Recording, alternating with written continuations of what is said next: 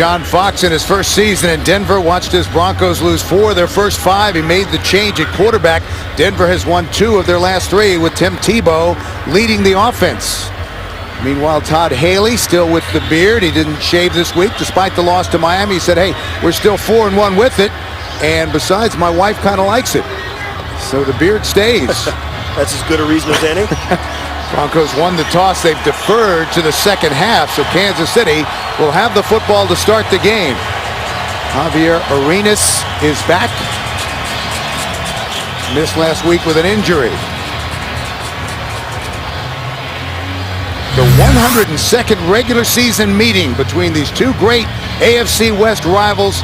Kansas City came in leading the overall series 55-46. They split the 2 meetings home and home a year ago. Yeah, I grew up in Kansas, and I remember these 2 teams have been playing since, well, longer than I can remember. And it's a real fun game for me to do.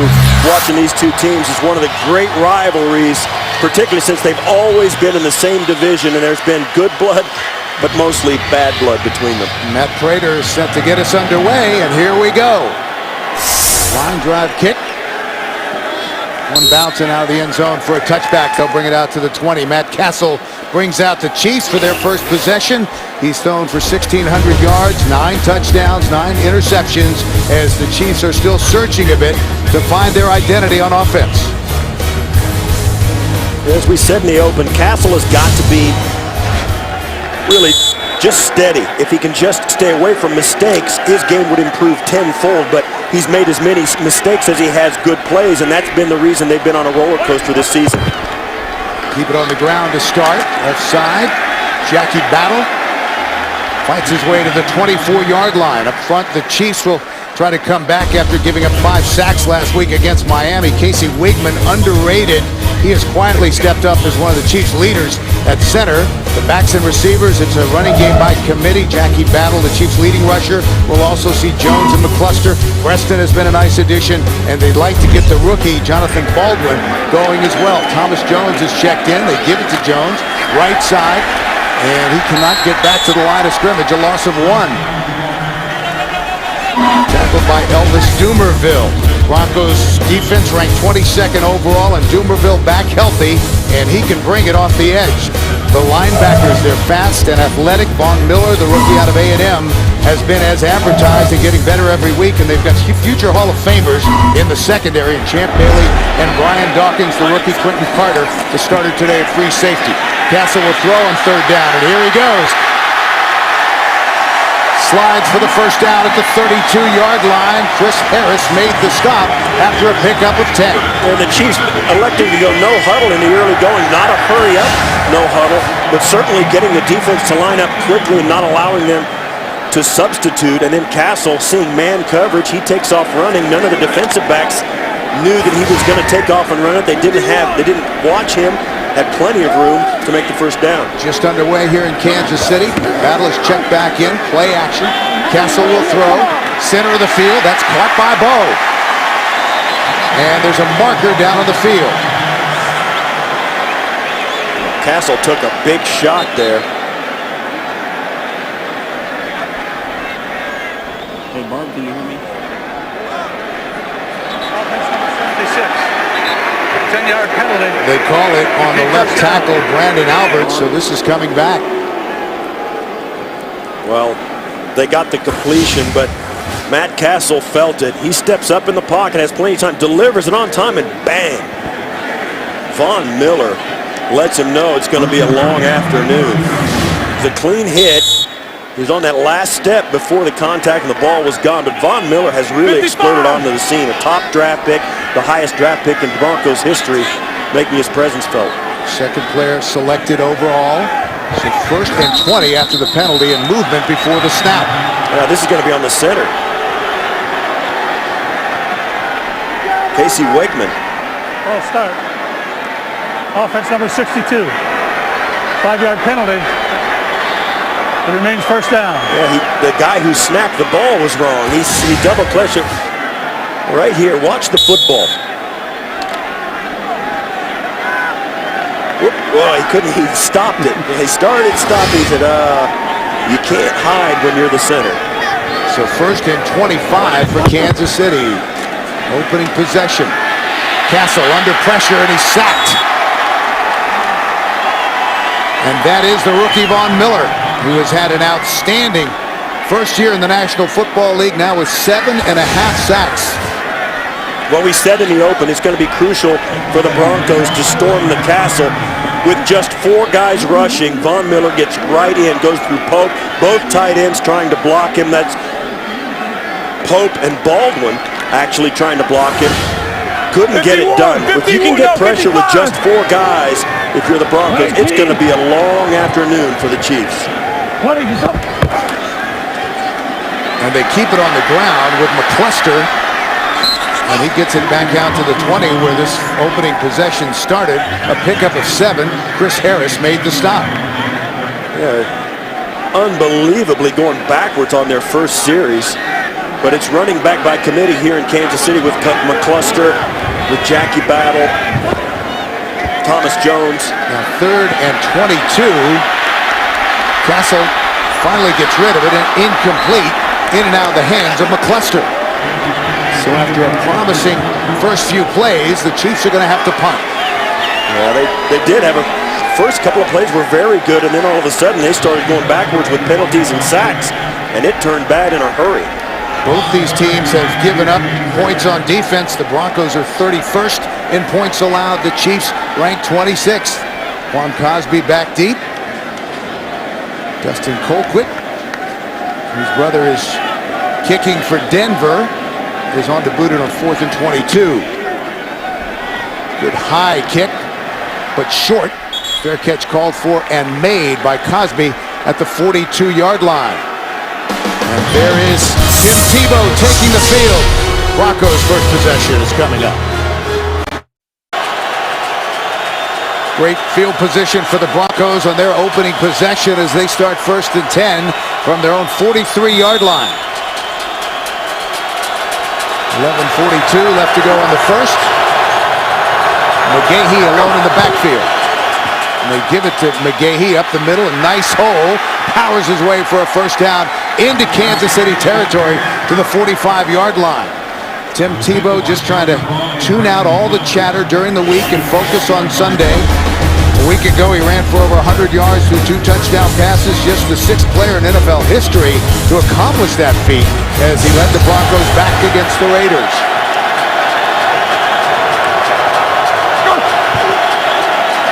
McGahee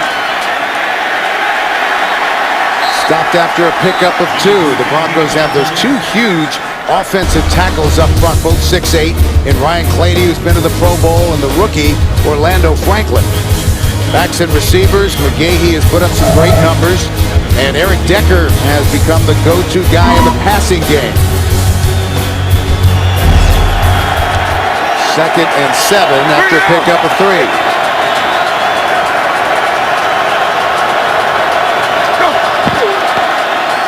They give it to the fullback, Spencer Larson. As we take a look at the Chiefs on defense, they've got the big men up front. Dorsey and Jackson are top 5 picks. Greg over from Baltimore anchoring the middle. A couple of outstanding linebackers in Tapa Ali and Derek Johnson, who's having a Pro Bowl type season. And in the secondary, Carr and Flowers are the corners. They missed John McGraw against the Dolphins, but he's back this week, starting at strong safety. 3rd and 1 after the pickup of 6. First possession for Denver. McGahee muscling his way for a first down.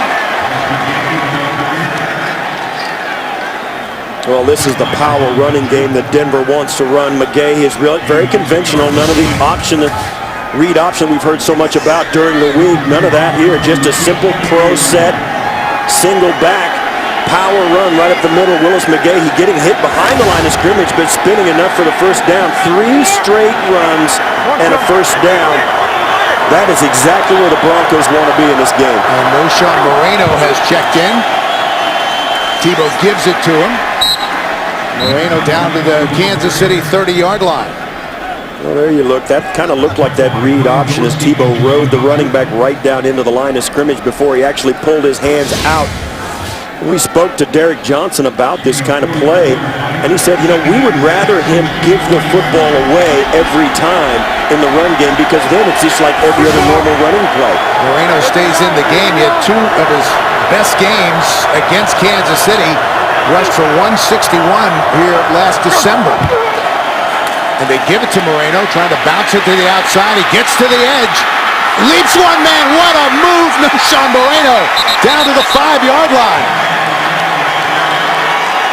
John McGraw finally brought him down. And how about that? Sensational run by Moreno. Brandon Flowers comes up to hit him low, as you'll see him come around the corner, and he'll just whoop up over the top, down the sidelines. What a great athletic move. See, Brandon Flowers thinks he's got it. Wow. A pickup of 24 yards. First and goal from just outside the 5. McGahee has checked back in. Trip receivers to the left. They have not attempted a pass yet. And they still haven't. McGahee stumbles and he'll lose a yard. Tyson Jackson stacked it up. That's amazing. You go to an NFL game in this day and age where it's all built around the quarterback, the receivers, and the liberal pass defense rules, and you get a team that comes in as we look there at Willis McGahee staying down. That's a huge loss for the Broncos if he cannot continue. But in this day and age, you see a team not throw the football once on their opening drive and get inside the 10-yard line. So they continue to look at Willis McGahee. Back to Kansas City after this. The NFL on CBS is sponsored by Southwest Airlines. Find our fares online only at southwest.com. KFC, introducing the new KFC Cheesy Bacon Bowl. Today tastes so good. And by Geico, where 15 minutes could save you 15% or more on car insurance. Thank you. Well, a moment ago, Willis McGahee running up. You see there as he hyperextends his left leg. Don't know whether it's a knee. He did seem to be holding his hamstring. We'll have to wait for a report from the Denver sideline. Empty backfield for Tebow on 2nd and goal. From the 7-yard line. Tebow will keep it. Cuts it back. Fights his way to the goal line. Touchdown. Well, 3 different ball carriers got the Denver Broncos down inside the 10. None of them were Tim Tebow. And then in the final play of the drive, Tim Tebow carries it for the first time in the game and gets in for the touchdown. A 7-yard touchdown run by Tim Tebow. Not a single attempted pass by the Denver Broncos in that drive.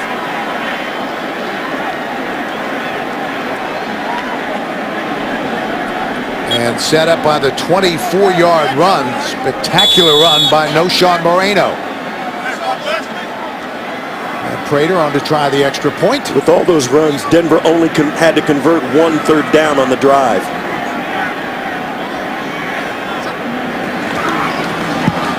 He boots it through, and with 7:31 left to go in the opening period, it's 7-0 Broncos.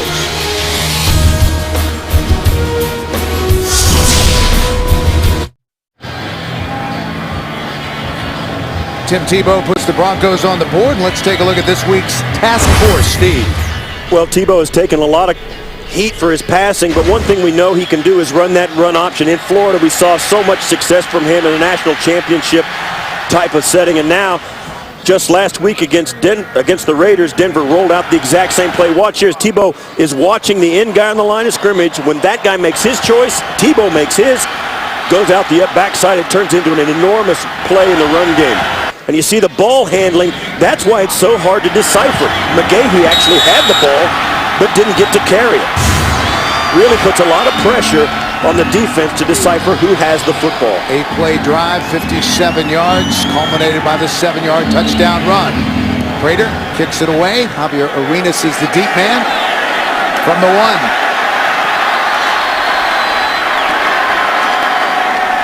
And now close to the 20-yard line. And let's check in now with JB in New York for an update. All right, take a look at how the Steelers are getting it done. All right, Ben Roethlisberger, opening drive, 8 plays, 54 yards. He rolls to his right, finds Jericho Cottre, 16-yard touchdown. Pittsburgh up in Cincinnati, 7-0 early. Steelers getting it done through the air. Ben with 300 or more passing yards in 3 straight games. Back to Bill and Steve. All right, fellas, thank you. A huge game in the AFC North as the Steelers came in a half game behind the Bengals and the Ravens at 6-3. Castle throws on first down. Out across the 25 to the 26-yard line to the fullback, LaRon McClain. Brian Dawkins, the veteran, made the stop. And Veterans Day, of course, was Friday. And this November joined the NFL's Salute to Service campaign to honor our nation's veterans and active servicemen and women. Learn more at NFL.com/salute. Pickup of 8, 2nd and 2 now for Kansas City. 55. Just their second possession of the game. 51. Dexter McCluster has checked in. They give it to him, left side, some nice running, and he powers his way out close to the 35-yard line before Joe Mays, the middle linebacker, made the stop, a gain of 8. Yeah, McCluster, a smaller running back than Jackie Battle, very fast. These Chiefs fans have seen him come out of the backfield, catch passes, and kick return game. He's one of those players that you'd love to get the ball to into space. You see there Willis McGahee working on the hamstring, which I think is a positive sign. His return, we're told, is questionable. First and 10 for Kansas City. Castle will throw on first down to Bo near the first down marker. Champ Bailey had the coverage, and that's going to be a fun matchup to watch today. Well, Champ Bailey, who's been to the Pro Bowl more times than any other player that's ever played his position, working against Bo. You see how big Bo is in relation to Bailey, but let's face it, when you've been to the Pro Bowl 10 times at cornerback, there's nothing new under the sun. I mean, you've seen it all, and Bailey, nice job tackling after the catch. Even though they got the completion, they weren't getting any more. 2 interceptions last week, playing with a fractured finger. McCluster gets it. Good penetration on defense, a loss of 1. Ryan McBean, the versatile veteran for the Broncos, made the stop. And let's take a look at this running back by committee. Well, with Battle, McCluster, and Thomas Jones, they're all trying to fill the void left by Jamal Charles, who was injured at the beginning of the season. This is what they're really missing right here, points on the board. They need more production when they get down close from these 3 guys. Second and 11 for Kansas City. Thomas Jones is in the game as Castle operates from the shotgun. Under pressure, he's going to take off and run it into Denver territory. Chris Harris tripped him up. And Chris Harris ripped his shoe right off his foot. And you'll watch here as he breaks through, and this is what we saw earlier in the game. Broncos playing man-to-man coverage. The defenders are looking at the receivers, not watching the quarterback, as Castle sees it and runs up, and he's trying to get his shoe put back together very quickly here as he's about to accept the snap. 3rd and 4.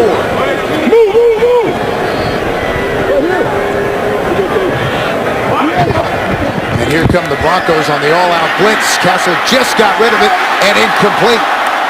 In and out of the hands of Steve Breston. He would have had enough for a first down. Oh, he needed some help from Breston and didn't get it. Castle did a sensational job of staying poised.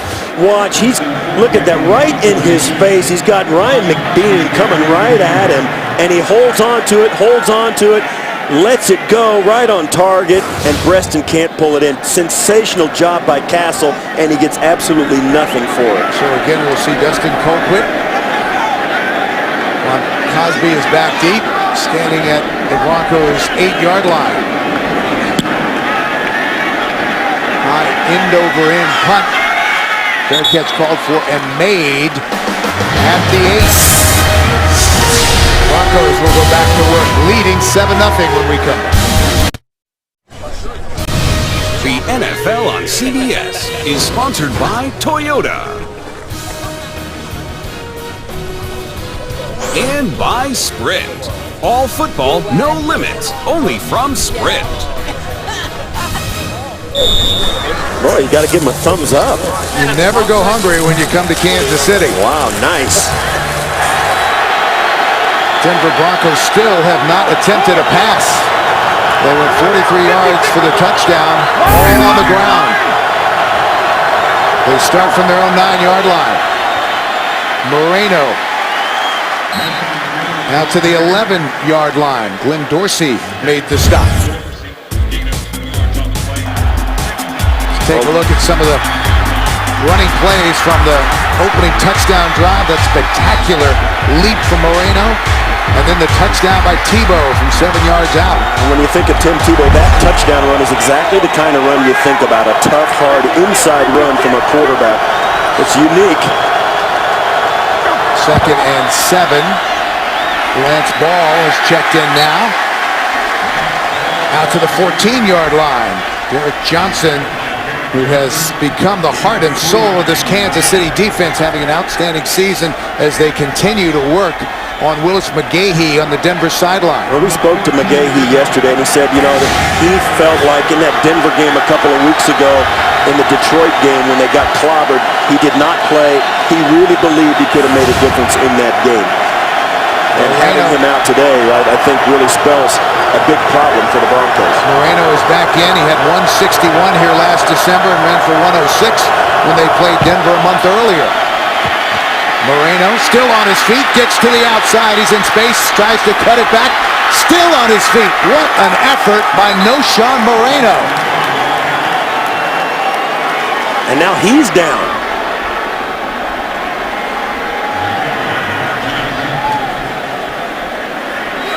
Moreno, who had injury issues earlier in the season, is still down on the turf after a pickup of 22 yards. Well, injuries are a fact of life in the NFL, but when you start getting a lot of injuries to the same position, sometimes it's just too much to overcome. 2:18 left to go in the first, and now it's Noshawn Moreno who's being worked on the Denver sideline. Well, he's going to go into a pile here, and right there as his leg gets caught up above him, he gets bent. It looks like they're working on his knee. Now they give it to Spencer Larson, the fullback. First man through, and he muscles his way out across the 40-yard line. Tamba Hali led the charge to make the stop. Well, with McGahee and Moreno injured for the time being at least, it looks like the Broncos are still going to force the issue with the run game, and if you can get 5 yards a crack on first down, you can do it. But sooner or later, you know, they're just going to run out of time. They're going to have to start throwing the football. They have yet to throw a pass. 2nd and 5. Denver already close to 90 yards rushing. Tebow to Royal. And Royal has a first down into Kansas City territory. Wow, that is a throwback, a triple option. Goodness gracious. Tim Tebow has the option, the first back through, he can give it there to Ball, keep it himself, or as you see it, he decides to toss it to the outside to Eddie Royal. The triple option. A pickup of 12, and it's 1st and 10 from the Kansas City 48-yard line. Mike McCoy, who's been described as a bit of a mad scientist. Well, he's got a smile on his face there. He's like, did you see that? He's looked like he's looking at the sideline saying, hey, you guys, did you just see what we called? So we're going to see a lot of Lance Ball, and he gets it on 1st and 10. Down to the 45-yard line. Derek Johnson made the stop as we near the end of the first quarter. Well, you watch this and how it's unfolding here for Denver. And I'll tell you this, you see that offensive line up front of Tim Tebow. For all it's said about the atmosphere of this league being a throwing lead, those offensive linemen love this game plan. They want to throw it. They don't want to throw it. They want to throw their bodies in there and just run it all day. Offensive linemen would pay to play in a game where you don't throw.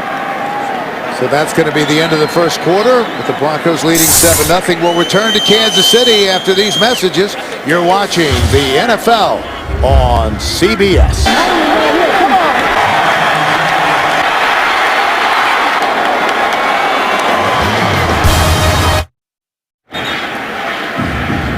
ready to start quarter number 2. Broncos down a couple of running backs. Willis McGahee and O'Shawn Moreno both being treated on the sideline. But the Broncos continue to move the football on the ground. 2nd and 7 from the Kansas City 45-yard line. This drive started at their own 9. Larson, the fullback, is back into the backfield. Play action. Tebow will throw. Has Decker deep. And Decker makes the adjustment but can't haul it in. Brandon Carr closed on the coverage. Well, on the 15th play, offensive play of the game, Denver finally throws a pass. They've had 6 different ball carriers, have yet to have anybody to actually catch a pass. And this, Decker goes up for it. Nice job on the coverage by Brandon Carr. Tebow lets it go. And he's taken a lot of knocks. That ball was not terribly thrown. Could have been further out in front of Decker towards the hash mark there out in front, but you'd like to see a receiver come down with that. Carr did a nice job coming over the top. And Carr is still down at the goal line.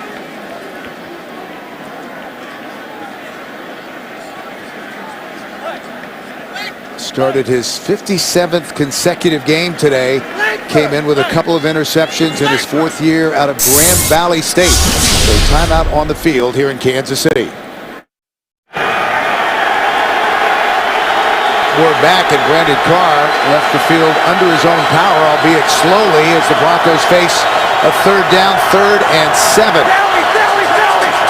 They have to get it to the Kansas City 38 for a 1st down. Empty backfield, they spread him out for Tebow. He's going to run it on the quarterback draw. And there is no running room for Tebow. Tamba Hali was waiting. Well, Chris Cooper tried to pull around in front of him, but the Kansas City Chiefs had an answer. Watch as the right guard, 73, pulls right out in front of him. Tebow's going to follow him in there, but the Chiefs pursue to the hole, read the play very quickly, and Tamba Hali ends up catching Tebow as he tries to bounce it outside. You see right there as he started to head inside, 2 Chiefs showed up, and he had nowhere to run. So we'll see the other Colquitt brother, Britton, came in ranked in the top 3 in net and gross punting average, having an outstanding year. Arenas is back deep. End over end punt. And they'll down this one inside the 10. At the 5. And let's go back to New York for more on the Steelers and the Bengals. Here's JB. 2 impressive rookies here, Dan. Oh, no doubt. Andy Dalton and A.J. Green. Andy Dalton rolls out to his left, gets time, throws it up in the end zone over 2 Steeler defenders. A.J. Green, 36-yard touchdown. 14-7, Pittsburgh still in Cincinnati. Green came down wrong on that right leg. We'll keep you updated on the status of his injury. Bill McAtee, Steve Tasker. JB and Dan, thank you very much. Andy Dalton continues to be impressive, and so does A.J. Green.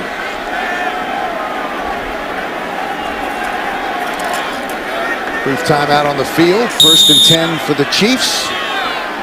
They trail 7-0, 14-12 left to go in the half. Battle is the deep back. They give it to him, left side. Dives forward to the 10, and once again, let's go back to JB in New York. Tony Romo looking impressive early. Oh, yeah, he's been perfect today. 10 of 10 for 121 yards, 2 touchdowns. This 5-yarder, LaRon Robinson in the corner of the end zone. Tony Romo's been perfect in Dallas. 14-0 Cowboys over the Bills. Bill McAtee, Steve Tasker. All right, guys, thank you very much. 2nd and 7 for Kansas City. Still trying to get something going on offense. Castle is swarmed under. Well, they're going to spot it out about the 3-yard line. It looked for a moment like it was going to be a safety. DJ Williams But was the first one there. Play action to battle, and nobody even looked twice at it. And look at that, DJ Williams coming in there untouched. Right up the pipe. Castle has nowhere to run. And there you have it. The ball came loose, and it was fallen on by the offensive line. That was a fumble in the sack, and it was recovered at the 3-yard line. Casey Wigman recovered it. So the Chiefs avoid disaster. 3rd and 14. McCluster. Joe Mays made the stop, and the Chiefs are going to have to punt, and their offensive woes continue. Well, we spoke to Matt Castle, and he said we've got to play complementary football, which means field position, no turnovers, no big mistakes, and play good football. You've got to get first downs. The offense does what it can, but bottled up inside his 10. You don't want to take any chances, get a tipped pass for an interception. They almost had a fumble on the sack and give it up. Best thing to do is punt it away, try and play good defense, and force the Broncos to put the ball in the air. And Denver should have very good field position. Colquitt taken at the 38. And out close to midfield. 12-18 left to go in the half. A 56-yard punt and 10-yard return. The NFL on CBS is sponsored by Scottrade. See for yourself why so many investors are saying, I'm with Scottrade. The HTC Resound, the only phone with built-in Beats audio. And by Triple Hops Brewed Miller Lite. Taste greatness.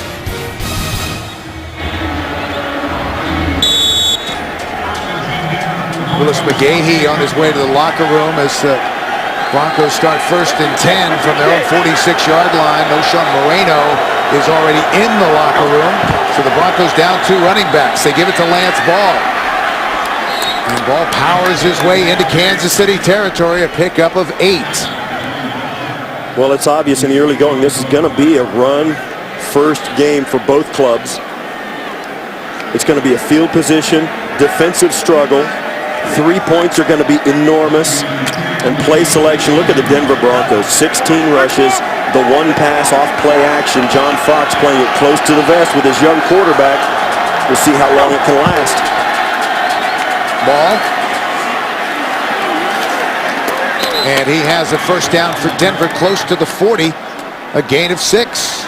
Well, that's 2 runs and 14 yards of offense. I mean, you don't have to run the football or throw the football when you can pick up first downs without throwing it. They don't even threaten to throw. If the Chiefs can't get stiffer against this run game of the Broncos, they're going to get about 2 possessions for the rest of the game, and the Broncos are just going to take their time, push it right down the field, and get into the end zone. The Chiefs have got to pull out all the stops to get into the run game. And the word on Noshawn Moreno is a knee injury. His return is doubtful. Broncos take a timeout. Just under 11 minutes left to go in the half. 7-0 Denver. Back at Arrowhead, get scores and manage CBS Sports Fantasy Football teams on your mobile phone. To get the free app, simply call *CBS or go to cbssports.com/mobile. 1st and 10 for Denver from the Kansas City 40. Eddie Royal around the right side, and he's down inside the 35 to the 34-yard line. A pickup of 6. Brandon Flowers, the cornerback, made the tackle. Well, you won't see a more creative running game than you're seeing here today with the Denver Broncos. They've got everybody who can walk carrying the football. Tim Tebow handing it off to everybody. Denver getting first down after first down without even threatening to throw the football.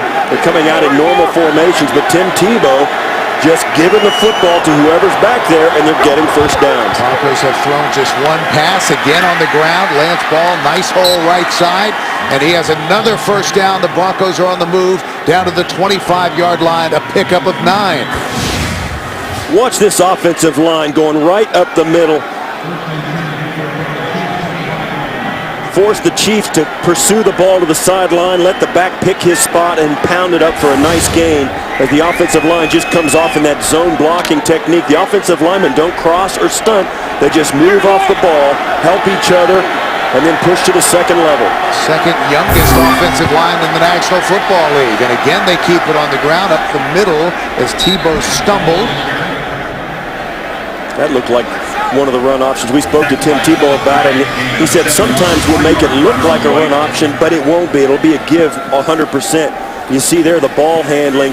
That ball's out of there. It gets tripped by the back. You see the 2 Chiefs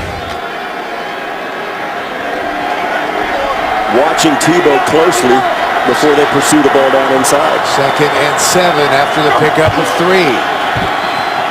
Up the middle, they give it to the fullback Larson, and he hits a wall at the 21-yard line. Let's go back to New York for more on the Bills and the Cowboys. Hey, Bill, Shannon Sharp's interview of Tony Romo must have gotten him hot. Oh, yeah, he's perfect on today. 11-11, 179 yards and 3 touchdowns. This throw to LaRon Robinson, 58 yards, 21-0 Dallas in the second quarter. Romo's 21st 3-touchdown game or more. That's a team record. Back to Bill and Steve. That's a big game for the Cowboys at home as they try to move above 500 and keep contact with the Giants in the NFC East. Third down for Denver. Ball. And the Chiefs defense stiffens. Well, they had to do something as the Broncos continue to just plow down the football field. The Chiefs have got to stop the run. They have not been able to so far in this game. Now it forces the field goal attempt by Denver. And like we said, in a game like this, 3 points is magnified. Matt Prater, 8 of 12 in field goal tries this season. Where he has struggled has been from 40 to 49 yards, where he's missed 3 of 4 this season. This from 38 yards out. And he's got it. And that extends the Denver lead with 7:46 left to go in the half. 10-0 Broncos. The NFL on CBS is sponsored by McDonald's. I'm loving it. And by Kay Jewelers, the #1 jewelry store in America. Every kiss begins with Kay. Standing ovation here in Kansas City for our veterans who make so many sacrifices serving our nation. There's Tim Tebow. He's thrown 1 pass and had a 7-yard touchdown run. And Denver leads it 10-0. Javier Arenas back deep at the goal line, awaiting the kickoff from Matt Prater. He's had touchbacks coming in today on 30 of his 36 kickoffs. And if you're the Kansas City Chiefs, you're at the drawing board trying to figure out a way to stop the momentum of the Denver rushing attack. As you said, they've only attempted 1 pass, and Denver leads 10-0, and they have the number of the Kansas City offense right now. Matt Castle not being able to do anything. Prater kicks it away. Arenas from 1 yard deep. And tripped up as he crosses the 25-yard line. Tomorrow on CBS, 5-0's turning up the heat.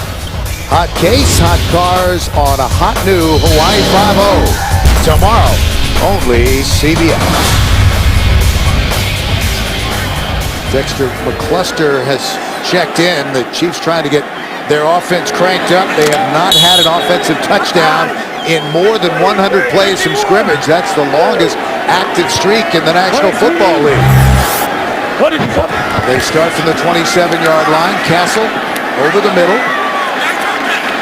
And that is caught by Leonard Pope, the big tight end. Pope, who spent time with Todd Haley in Arizona, 13 catches for 95 yards and a touchdown coming in. Well, the Chiefs getting the ball out of Castle's hands. Just a quick drop back. Looked to his right first. Secondary receiver was Pope, and he gunned it into him. 6-yard gain. They're just trying to keep the chains moving to get some sort of rhythm offensively. Jackie Battle is the deep back, and they give it to him. He has some running room. And a first down for Kansas City. Joe Mays made the stop. Battle finally getting a chance with Jamal Charles out. Came in as the Chiefs' leading rusher, 70 carries, 342 yards and a touchdown. He can run between the tackles, but he has a nice burst when he gets in space. Well, he's a big back, and we spoke to him on Friday. He said, I've been waiting so many years for this opportunity. You know he's hungry as he can be to play well for this Chiefs offense, and every opportunity he just treasures every time he gets to carry the football for this club. First and 10 for Kansas City. Again, they keep it on the ground. Battle to the 39-yard line. Tripped up by the defensive end, Robert Ayers, after a pickup of 1.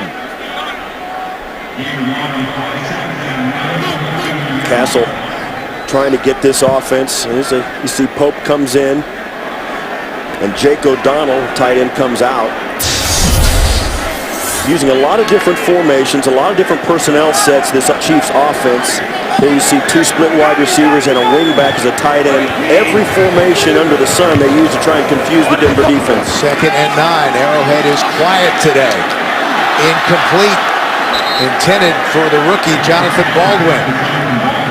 And that'll bring up 3rd and long. And that was an inaccurate pass. Baldwin comes across, you see right at the bottom of your screen, right there. He's got to get up with both hands. It looked like the ball got there before he was prepared to catch it. And Dawkins comes in, slaps it away. It's well defended. Baldwin needs to get both hands on that. It looked as though he didn't think the football was going to come to him.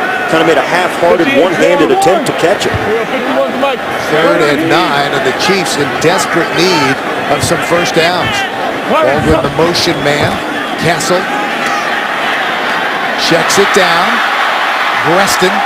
And he's going to be well short of a first down. Chris Harris made the tackle. The Chiefs are going to have to punt. Yeah, Chris Harris, the rookie free agent out of the University of Kansas. In man-to-man coverage, stays with Breston, gets left behind for a minute, but makes up the ground and keeps him from getting the first down. Great job by Harris. You see the separation, but Harris refuses to give up. That's what you get out of a rookie free agent. A kid who just wants to be there. He has no give up, stays with it, and makes the play. He had a huge game last week against the Raiders. 11 tackles and an interception. Juan Cosby fields it at the 7. And swarmed under at the 12-yard line. 5:11 left to go in the half. That was a 48-yard punt. We're back, a unique situation today with the Colquitt brothers punting against each other. Britton with the Broncos, Dustin with the Chiefs, both having terrific seasons. Britton is 3 years younger than Dustin, both kicked in college at Tennessee. So did their dad, Greg Colquitt, who of course won 2 Super Bowl rings punting for the Pittsburgh Steelers. Spent 10 years in the National Football League, and not to play favorites, their mom, Ann, is wearing a split jersey with the Chiefs on one side and the Broncos on another. 1st and 10 for Denver. They lead it 10-0. Just over 5 minutes left to go in the half. Here's the read option. Toss it back to Ball. And the Chiefs are ready. Justin Houston made the tackle. Yeah, we spoke to both of them after they had dinner. The families had dinner, of course, on Friday night. And it was funny. We said, okay, what's the bet? I mean, you got to have something going on, bragging. He said, no, nothing tangible, only bragging rights. And they're closely watching each other's statistics. They're 2 great young guys. Ball left side, tripped up just short of the 20-yard line. Just one last thing about those 2 guys who punt. They're the only 2 brothers in the league that can play catch without using their hands.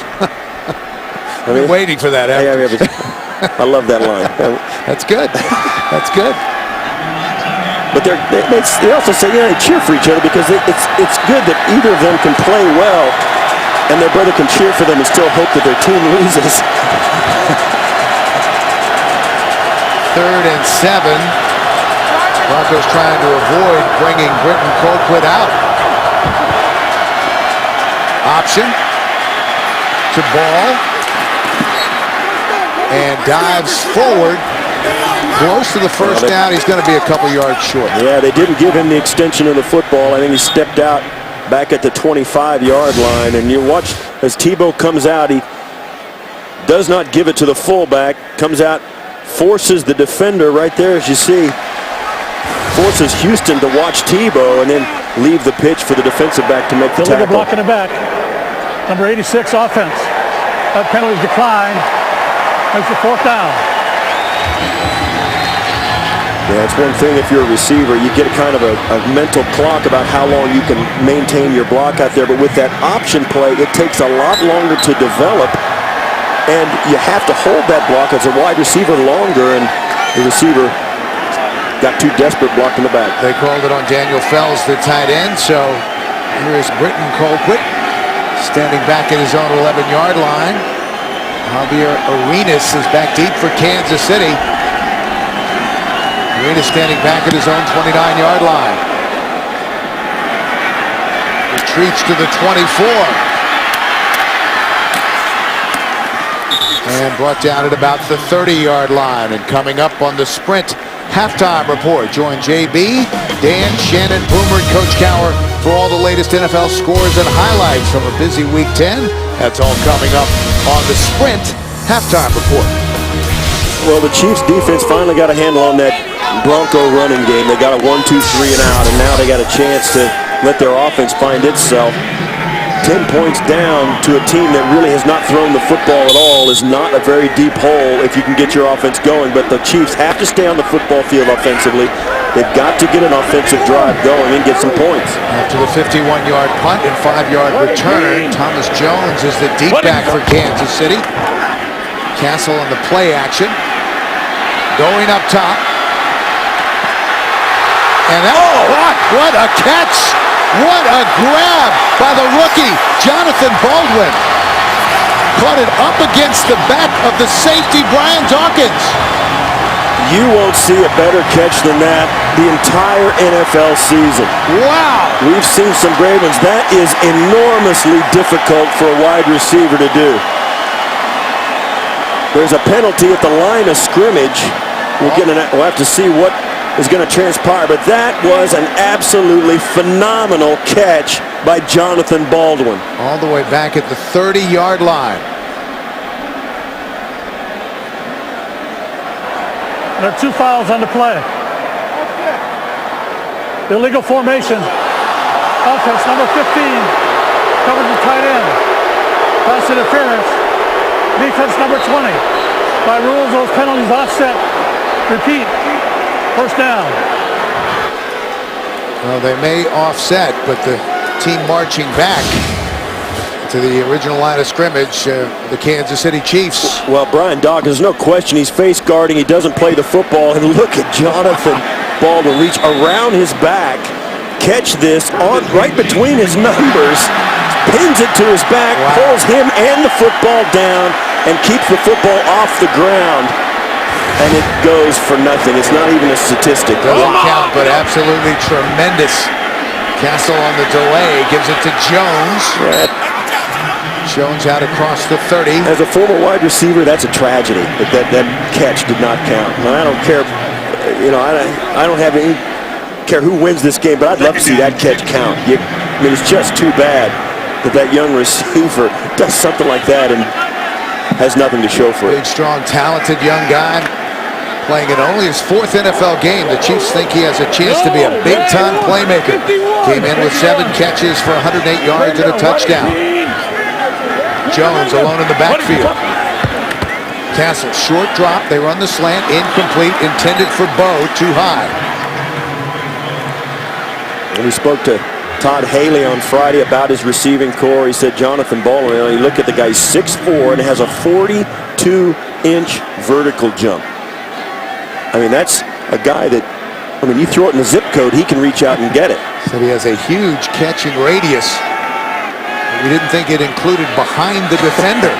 It extends through solid objects. Now Kansas City facing 3rd and 6. Here they come on the blitz. Castle stands in. That got away from him. Receiver got tangled up with the defender. That was Leonard Pope. He went down, and so did DJ Williams. And John Fox in the Denver sideline doesn't think that ball was catchable. That contact looked to be incidental. Looked like he got tangled up, but before Pope could actually make a play on the football, they got tangled up. He went down. Pass interference. Defense number 55. Penalizing the spot of the foul and a first down. Let's take a look. John Fox doesn't like that, and it's true. It's one of the most confusing things. You see it called. You see there, he's not playing the football. They get tangled up, and I don't know. I've seen plays like that where it was not called, but I thought that ball was catchable. And I think that's interference. So just over 2 minutes remaining in the half. 1st and 10 for Kansas City.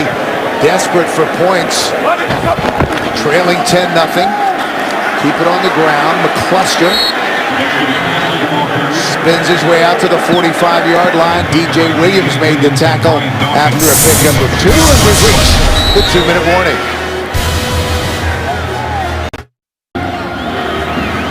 A few minutes ago, the big catch by Baldwin was negated because the tight end is covered by Breston. Breston's on the line of scrimmage. He needed to line up off the line of scrimmage. That little formation malfunction was why the big play didn't count.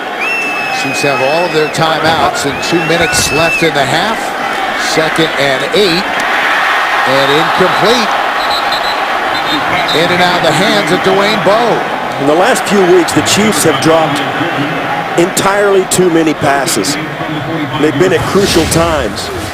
This is a drop pass by Bowe right here. You got to catch that and get up the field, and that is frustrating as Matt Castle continues to struggle. His offense continues to sputter. One huge reason is because the receivers can't catch. You see Jonathan Baldwin make an enormous catch behind the back of the defender, and then they can't catch the easy passes that would mean first downs and sustained drives, and it's been a huge problem for the Chiefs. So that will bring up 3rd and 8, and here they come. Blitz from Denver. Castle avoids the first wave, but dragged down from behind. And the Chiefs will have to punt. Ryan McBean finally made the tackle. Well, Castle steps up in the pocket, but you'll see the pressure coming from the right side of your screen as he steps up, and then the pursuit inside is McBean. Didn't get any penetration at all. Had the worst pass rush of the bunch and ends up making the tackle for no gain. And Castle came up limping a little bit. So 5 possessions for the Kansas City Chiefs and 5 punts. Dustin Colquitt standing back at his own 28-yard line.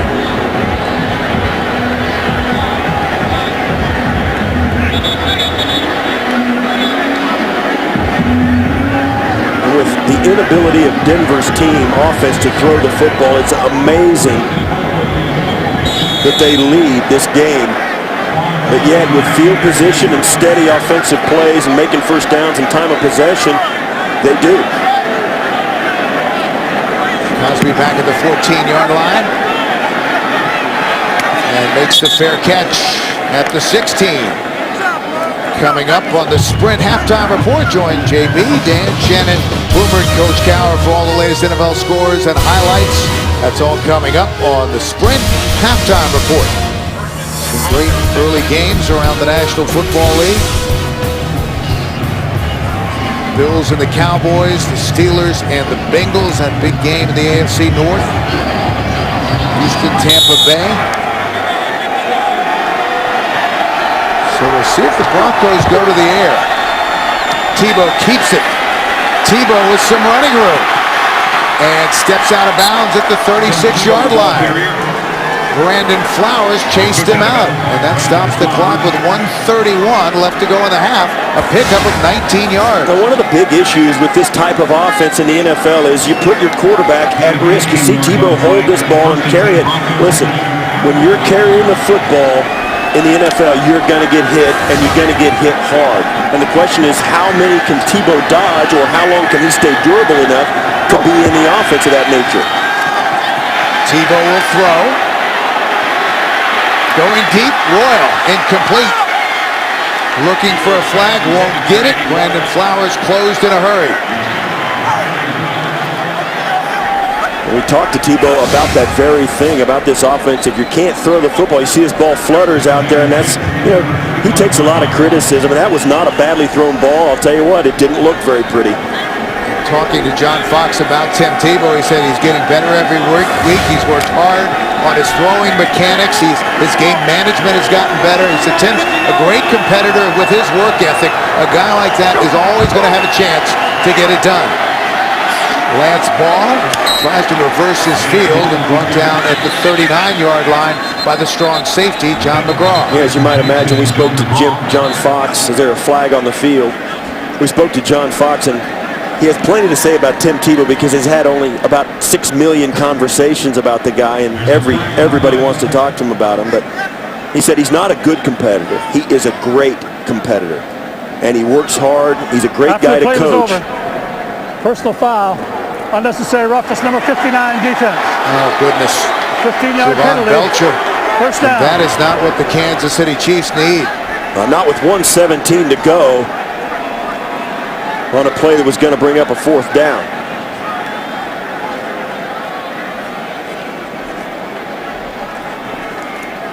But John Fox, talking about Tebow, it says, we've got a chance to win games while this young quarterback develops as a passer, and not too many young quarterbacks can do that. A lot of teams just know they're going to take their lumps until their quarterback learns to read defenses and do things.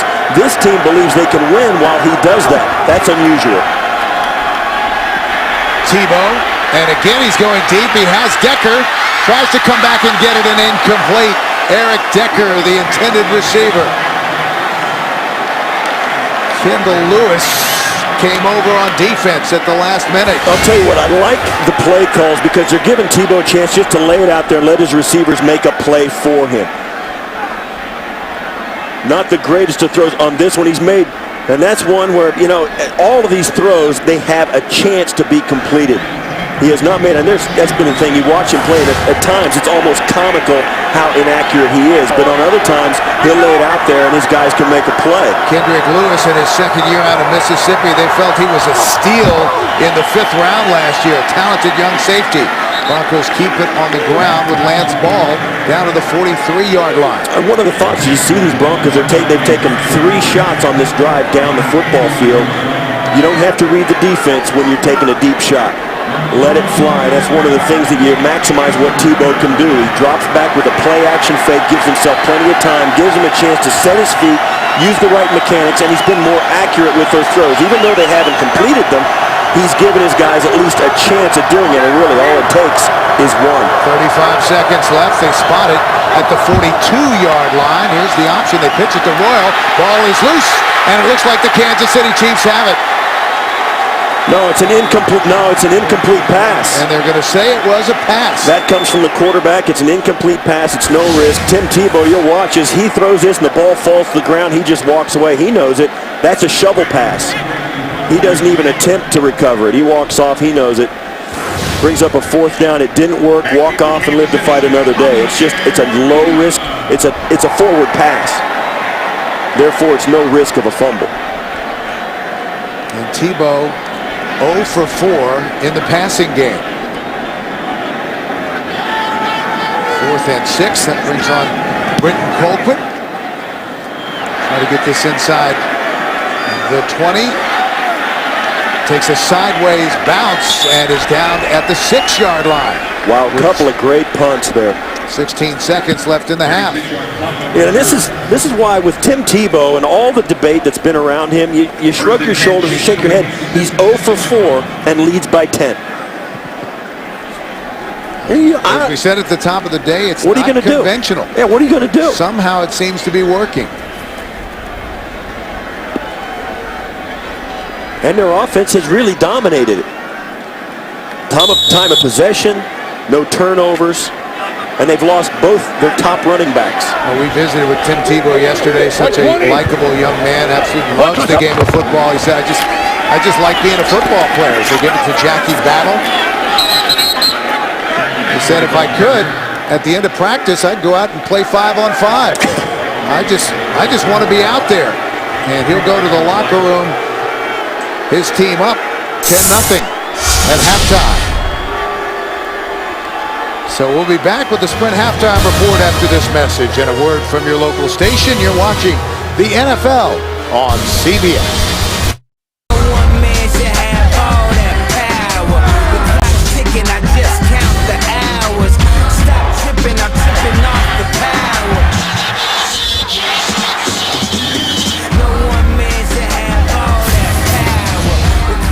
Halftime in Kansas City, awaiting the start of the 3rd quarter. 10-0 Broncos. Bill McAfee back with Steve Tasker. It's not often that you see a team leading in the NFL without completing a pass. Well, that's right. Their running game is a thing of beauty in Denver. Their passing game may be the ugliest thing you've ever seen. So they've got both things working for them. But they're also have another beautiful thing going for them. Their defense is playing lights out. All right, let's take a look at our mobile recap presented by Verizon. The game's only touchdown, Tim Tebow's 7-yard run set up by a block by Zane Beatles, the left guard. And that gave the Broncos the lead. They added a field goal. It is 10-0 as we start quarter number 3. And to add to that, the Denver Broncos lost their top 2 running backs in the first quarter, and still their ratio is 7 runs to every 1 pass that they throw. 28 passes, 28 runs, 4 passes in the first half. It's an amazing statistic, and yet they lead by 10. Kansas City with only 72 total yards in the first half. Denver won the toss. They deferred to the second half, so they'll have the football to start things. Well, great defense covers a multitude of offensive sins. Ryan Suckup ready to kick it off to Quan Cosby, who stands 5 yards deep in the end zone.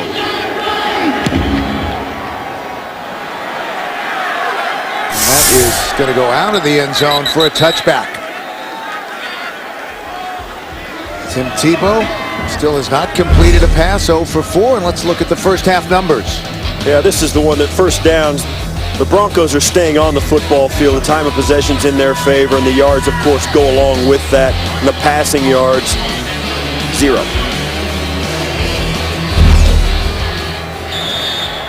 And for their part, the Kansas City Chiefs are just desperate to get anything going. They were flat on offense.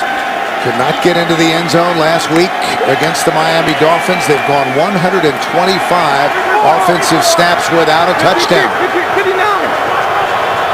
First and 10 for Denver from their own 20-yard line. Ball.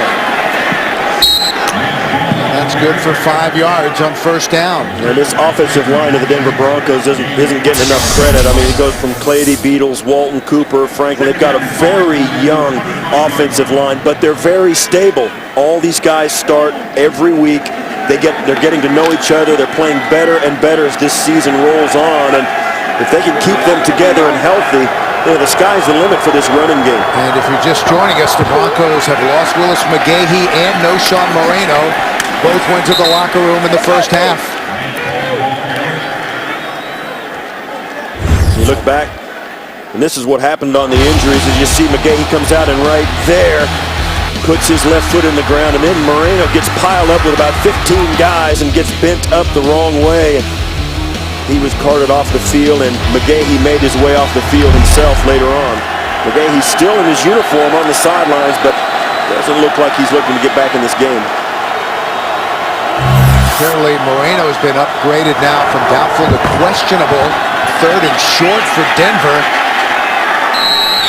Well, it looks like they're going to give him the first down. Spencer Larson, forward progress out across the 30, and that would be good enough for a first down. And this is the killer. I mean, if you're the Chiefs, 3 straight runs, you're begging Tim Tebow to drop back and throw it, and the Broncos don't have to, because they can get first downs, handing the football off. Everybody in their arsenal has carried it, and yet they still get first downs. The Chiefs have to know it's coming. They have to do everything they can to force Tebow to drop back, and they can't do it. Brandon Carr, who was injured in the first half, is back in the ball game.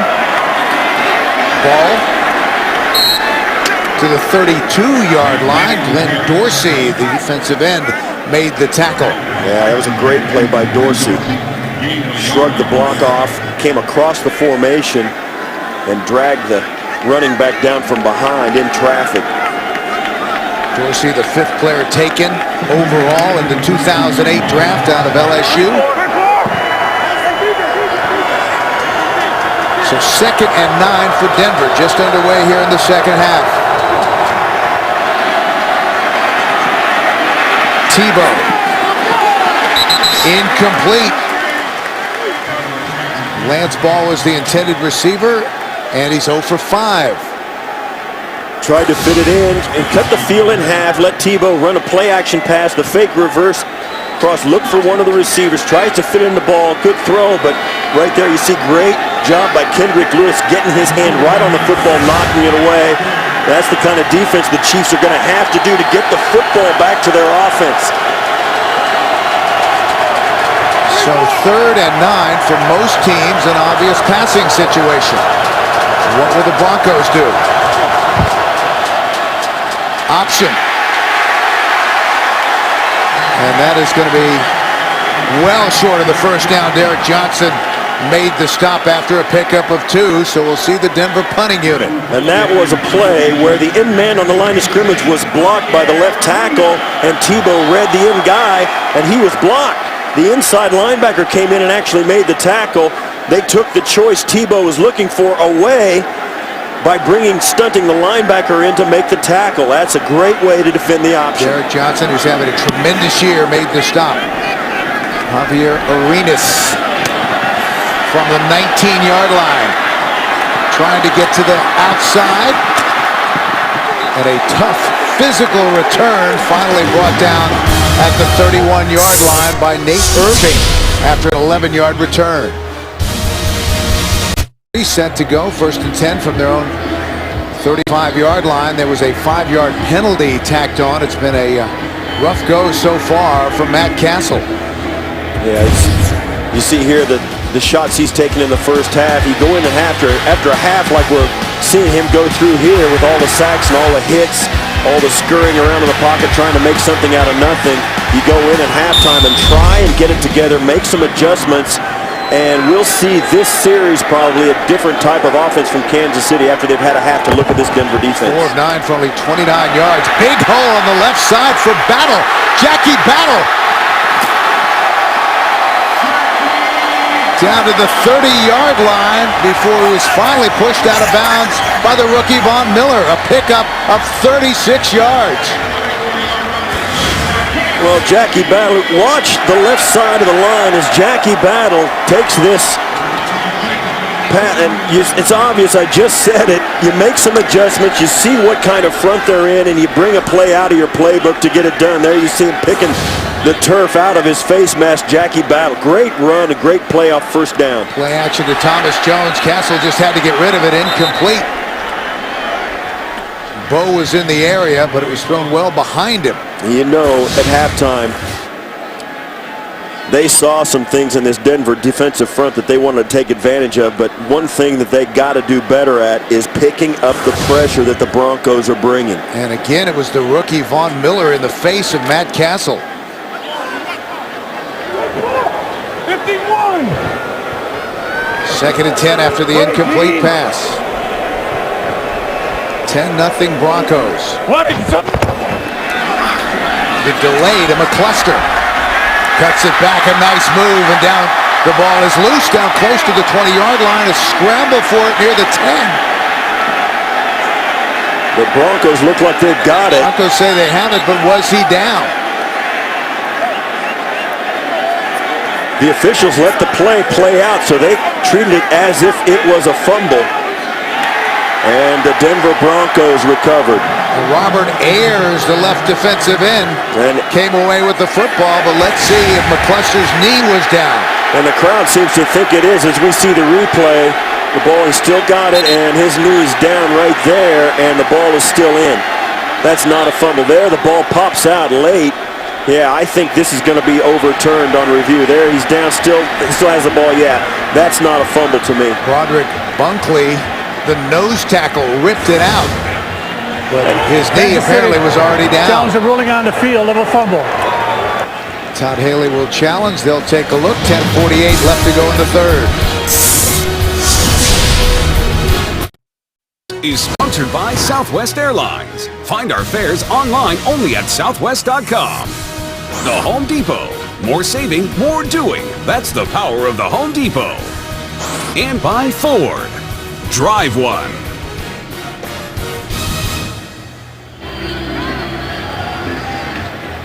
Back in Kansas City, still awaiting the result of the challenge, although we've looked at the replay and there doesn't seem to be any doubt that his knee was down before the ball came out. Right, he's got the ball going down, and the thing that the officials let this play out, but there his knee's down, and he still has the ball tucked up under high and tight on his chest, and really the ball bounces out after he hits the ground anyway. And I think the reason this is being delayed so long is they have to get the clock right and the spot right to give the ball back to the Chiefs after this run. It was a nice run by McCluster. Here's Ron Winter. After review, with the ball in his possession, the runner's left knee touched the ground. Therefore, he is down by contact. Kansas City ball. First down. Kansas City is not charged with a team timeout. And that is a huge reversal for the Kansas City Chiefs, who have not had much on offense today. Well, this first series of the second half has been their best of the game by far. And that was good enough for a first down as well, so it moves the chains. First and 10 from the Denver 21-yard line. Pickup of 11 yards by McCluster. Thomas Jones has checked in. 10-0 Denver. 10:44 left to go in the third. Jones gang tackled for a loss. Marcus Thomas was the first one there. Well, great penetration there by Thomas. I mean, he just would not leave the line of scrimmage, knifed his way through, and Thomas Jones took the handoff and looked right up and saw big 79 standing right there. There's nowhere to run. Thomas Jones over 10,000 yards in his career, joining LaDainian Tomlinson as the NFL's only active players to achieve that milestone. Second and 11 for Kansas City. Battle is back in the game.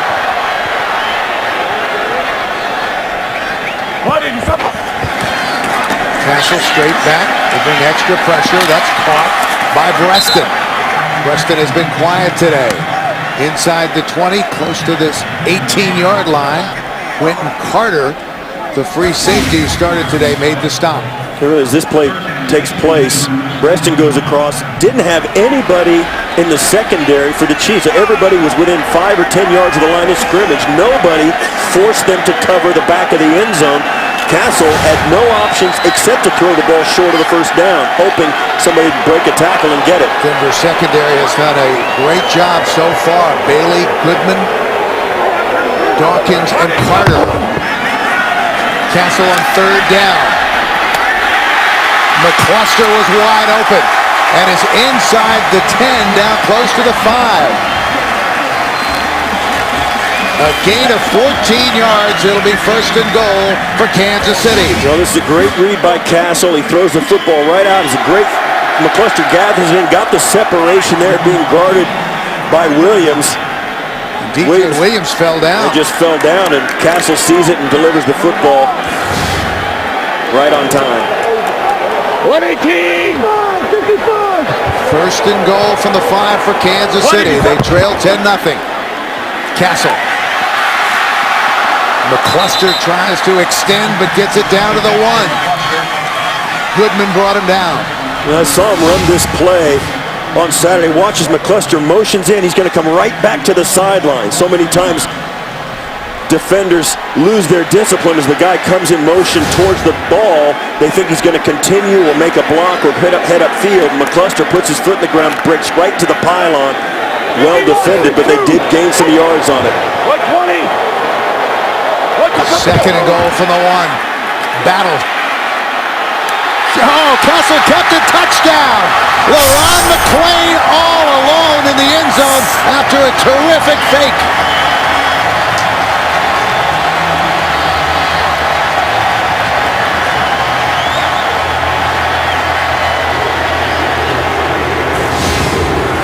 Well, you said it. Watch as he looks like he does, and look at the casual nature. He hands it to him, stands up, and watches the running back jump over the end zone with the ball on his hip. Look at Castle. Then he snaps it up and throws it, and McClain is all by himself. Tremendous ball handling by Castle. Suck up on to try the extra point. And he's got it. 133 plays without a touchdown for Kansas City, and that streak mercifully comes to an end. It's a 3-point game. Chiefs get it into the end zone, and that woke up the crowd here at Arrowhead, usually one of the loudest places in the National Football League. Ryan Suckup ready to kick it off. 10-7 Denver. 8:10 left to go in the third. Driving kick out of the end zone. They'll bring it out to the 20. And you look back at the touchdown pass from Castle to McClain. Watch as McClain's right here being guarded, and watch how they just get lost in the traffic. Goes down. The ball handling draws Williams right into the pile, and the guy he was guarding ends up catching it in the back of the end zone. Playing the big, powerful fullback who has great hands and can catch the ball, came over as a free agent from the Ravens. Big play for the Chiefs. Denver keeps it on the ground at first down. Now to the 23-yard line goes Lance Ball. 16 carries, 58 yards for Ball. And now things change a little bit in the desperation point. Now the pressure's back on the Denver offense. The last team won without completing a pass. 1974, Joe Ferguson with the Buffalo Bills and the New York Jets, and also incidentally in that game, not that I was there, but Joe Namath was 2 for 18 in that game. I'm thinking there was a weather factor. Tebow 0 for 5, he keeps it on the ground. Out to the 27-yard line. Of course, he tripped him up. It brings up a third and about 4. And sooner or later, the Broncos are going to be forced to throw this football. But it's up to the Chiefs defense to put them in that position. And the crowd is getting louder and louder. They certainly have been brought back into this game. 3rd and 3 for the Broncos. Fouls in motion. Ball slips at the line of scrimmage. Broncos will punt. Tyson Jackson had great penetration, the 3rd overall pick in the 09 draft, with a big stop there. Yeah, the Chiefs are daring the Broncos to run it, and wow, what a great crashing play by Jackson. And Ryan Clady left tackle is still down. First round pick in 2008 in his 4th year out of Boise State. He has started every game since coming into the league. This is 57th consecutive start. And he is indicative of that entire young offensive line. A lot of these guys have been in there and stayed in there ever since they're even Orlando Franklin on the other side, the right tackle, a starter from week 1 of this year, his rookie season. He's been in there for every snap, just like Clady. Stability is an underrated commodity in the NFL. Having those 5 guys up there, young as they are, it's a great way to get improvement, and it permeates your entire organization. Cool. Britton Colquitt on to punt on 4th and 4. Standing back at his own 10-yard line, Javier Arenas, once again the deep man for Kansas City. Back at the Chiefs 21. Another good punt. This is a boomer. Back to the 14, Arenas. It's the first man miss, trying to get to the wall and turns it back inside and swarmed under at the 27-yard line. 6:19 left to go in the 3rd. That was a 60-yard punt and a 13-yard return. The NFL on CBS is sponsored by E-Trade. And by the Droid Razor. Thin is no longer frail, only at Verizon.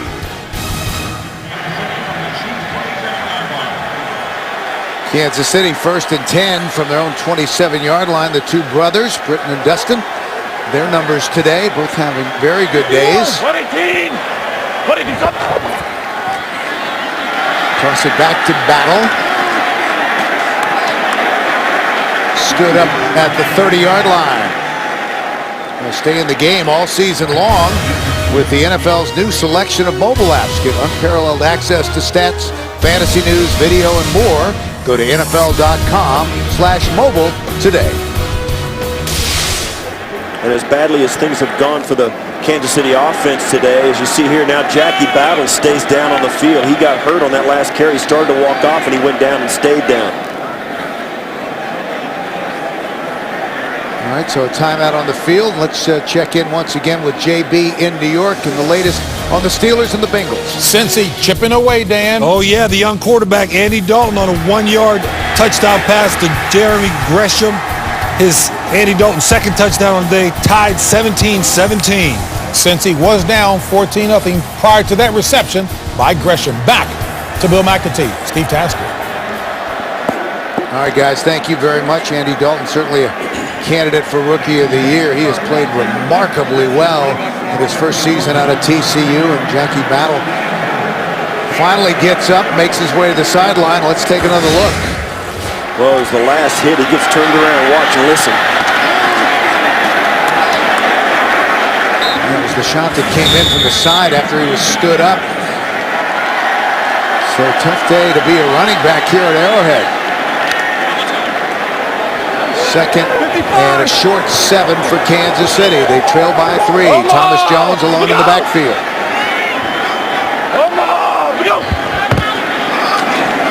Jones brought down at the 32-yard line by Broderick Bunkley. Bunkley came over to trade with the Eagles. John Fox has been happy with his play, anchoring that defensive line at nose tackle. A great job on first and second down by the Broncos. Still, this Chiefs offense looking much more effective, at least in their first drive of the second half, than they did all the first half. The adjustments at halftime are always the crucial element to these second half teams, and the Chiefs try to get it together. Able to take advantage of the challenge and the reverse call on the fumble by McCluster that was not a fumble. Lofts it out. Incomplete. McCluster, the intended receiver, tried to extend, couldn't make the catch, and the Chiefs will have to punt. Yep. McCluster gets his hands on it, but he lays completely out, and it just, the impact of the ground causes him to lose control of it. Just a little too far from Castle. Castle thought he had it, and no. And look out, Eddie Royal, the AFC Special Teams Player of the Week, is out there set to return. He had an 85-yard punt return last week in the fourth quarter in the comeback against the Raiders. Royal retreats and lets it bounce into the end zone for a touchback. A 67-yard punt.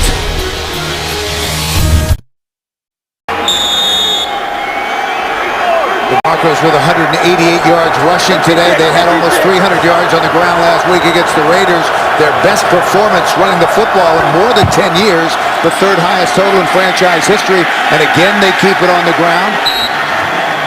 Lance Ball once again out to the 22-yard line. Well, it's been all about the running game for Denver. And look at the versatility here. You see, there's Lance Ball. Carries a couple times, then Tebow carries it. The versatility, they've had 6 different runners with the football today, and you said it, 98 of their 189 rushes been from that read option play, and you see John Fox, McGahee, and Moreno out of the game, still continuing to pound that running game. 19 carries for Ball, 62 yards, and there's the completion. Matthew Willis, and he has a Denver first down. Kendrick Lewis, the free safety, made the stop after a gain of 12. Well, we'll get a chance to see if this is going to make a difference for the Chiefs defense. Now that the Broncos have thrown it and completed it, do they start to think about it a little more? But I think, you know, that's a nice completion for a first down, but we're still deep in the third quarter. You got a lot of football to play. You're going to have to go back to that well at least once. Back to the ground, Lance Ball. In his third year out of Maryland, a gain of 3. It's amazing. You know, the Chiefs have taken this long to force Denver into throwing the football. They couldn't get it done in the first half. And of course, when the Denver Broncos got that 10-point lead, they had no interest in trying to throw the football. They tried a couple of shots down the field that were pretty ugly. But nevertheless, the Chiefs and Romeo Crennel there, you see their defensive coordinator having a hard time forcing Tebow to drop back. From the shotgun, Tebow keeps it with running room. And up into the across the 45, close to the 48-yard line by Lewis, the safety. Pickup of 11. And that's all Tebow. I mean, watch as he's going to see ball go, and he sees big Glenn Dorsey go across with the running back to try and make that tackle. He just hangs on to it and goes right where Dorsey vacated, right up the middle of the football field. Tebow now 5 carries, 37 yards, and Denver's only touchdown. And he's going to try to throw it. On the move. Tucks it in. and falls forward into Kansas City territory. Richard Langford, safety, made the stop after a gain of 5. Yeah, and his receivers didn't do much to help him. Once this play action, it wasn't right there right away, and he breaks contain. His receivers acted like they didn't know what to do. They kind of just stood there, and he had nobody to get it to. Great play, getting a 5-yard gain out of that broken play. That's what a mobile quarterback can do, but it's not the way that play was designed. Into Kansas City territory. They're not playing the position the way it was designed. Here's the option. Chiefs are ready. Derek Johnson with him every step of the way. I don't know. I think Tebow would have been better off giving that one to the outside, pitching it on out. And for a team that runs the ball a lot, they're running it even more today. 41 attempts. So 3rd and 4, and we hear from the crowd here at Arrowhead. They have to get to the 43-yard line for a first down.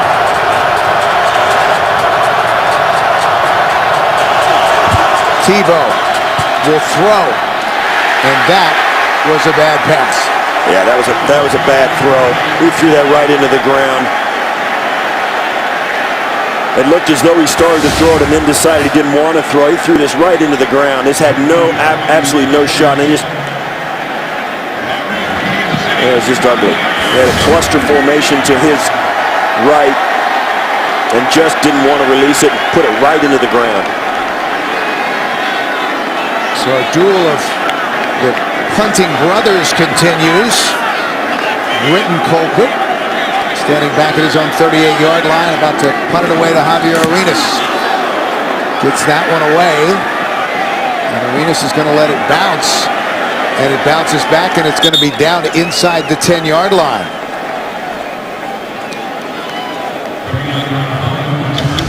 Well, tonight on 60 Minutes, congressional approval ratings are at an all-time low and are likely to sink even further when Americans hear what 60 Minutes has uncovered. Tonight, only CBS. 37-yard punt. They spotted just short of the 10-yard line. That's where the Chiefs will go to work, down by 3. 35 seconds left to play in the 3rd.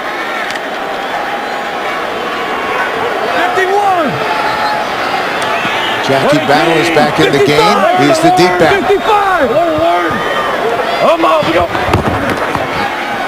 Battle, right side. Turns the corner and fights his way to the 14-yard line. Joe Mays, the middle linebacker, made the tackle. It's going to take us probably to the end of the 3rd quarter, as the Chiefs getting to the edge there on the Bronco defense.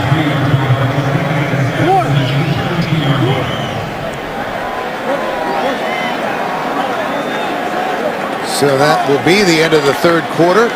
Denver leads it by 3, and we'll return to Kansas City after this message and a word from your local station. You're watching the NFL on CBS.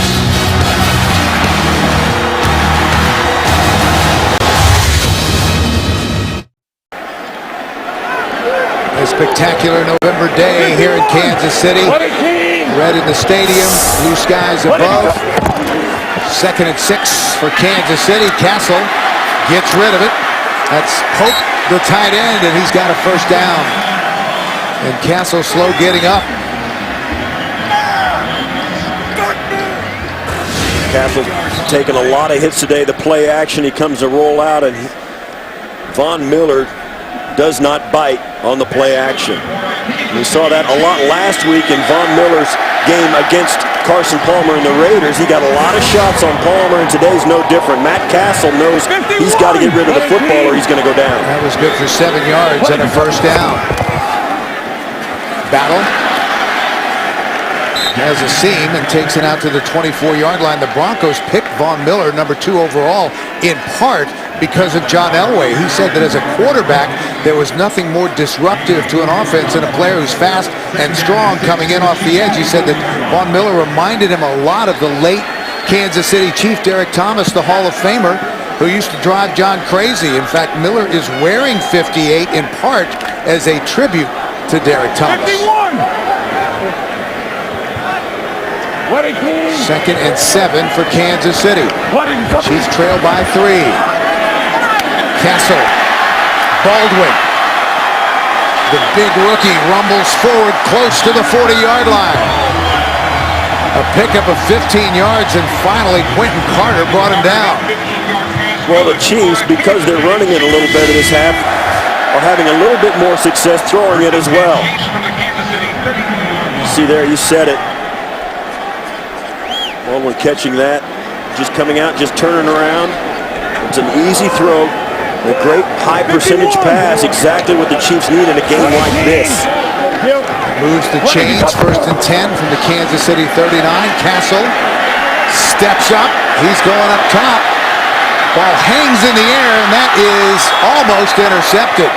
Baldwin was the intended receiver, and Dawkins tried to make the catch, but incomplete. It looked like Dawkins had no excuse not to catch that one. He had it, both hands on it, had time to tuck it away, and just couldn't find a handle. Watch. Baldwin sees it, knows it's going to get picked off. Baldwin's kind of the defensive Baldwin back does in a that nice situation. job of getting his hand in from behind over the top to knock it loose. And Castle, he looks a little disgusted when he sees that on film. Yeah, he'll be a lot happier. Yeah, he'll thank Baldwin for knocking that one loose, because that was a pick. Cluster has checked in the game, 2nd and 10 for Kansas City.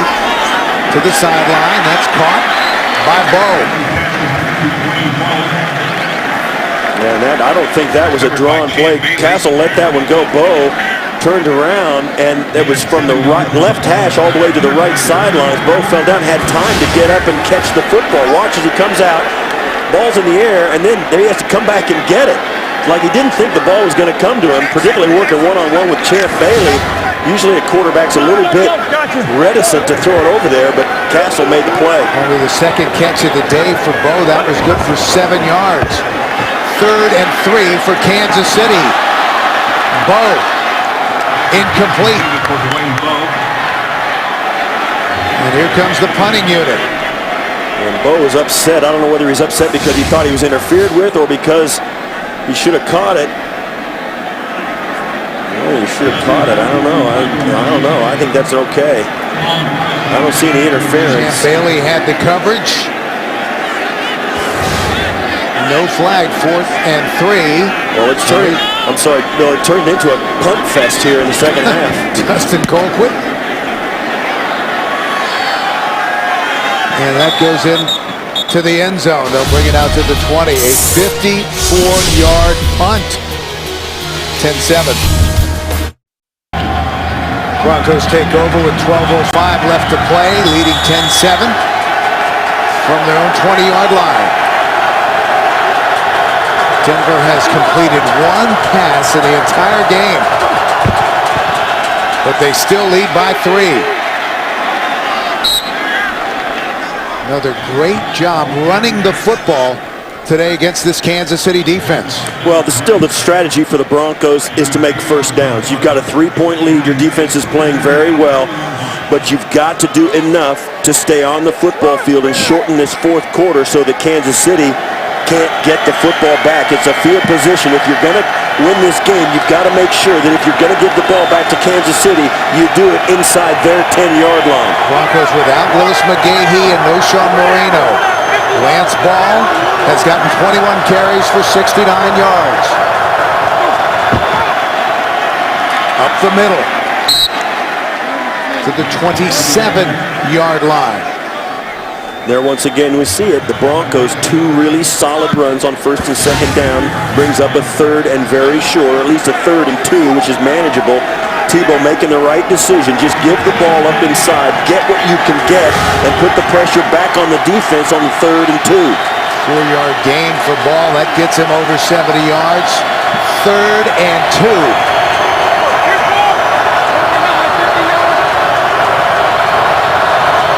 Ball alone in the backfield. And they give it to him. And he's got a 1st down. Now to the 32-yard line.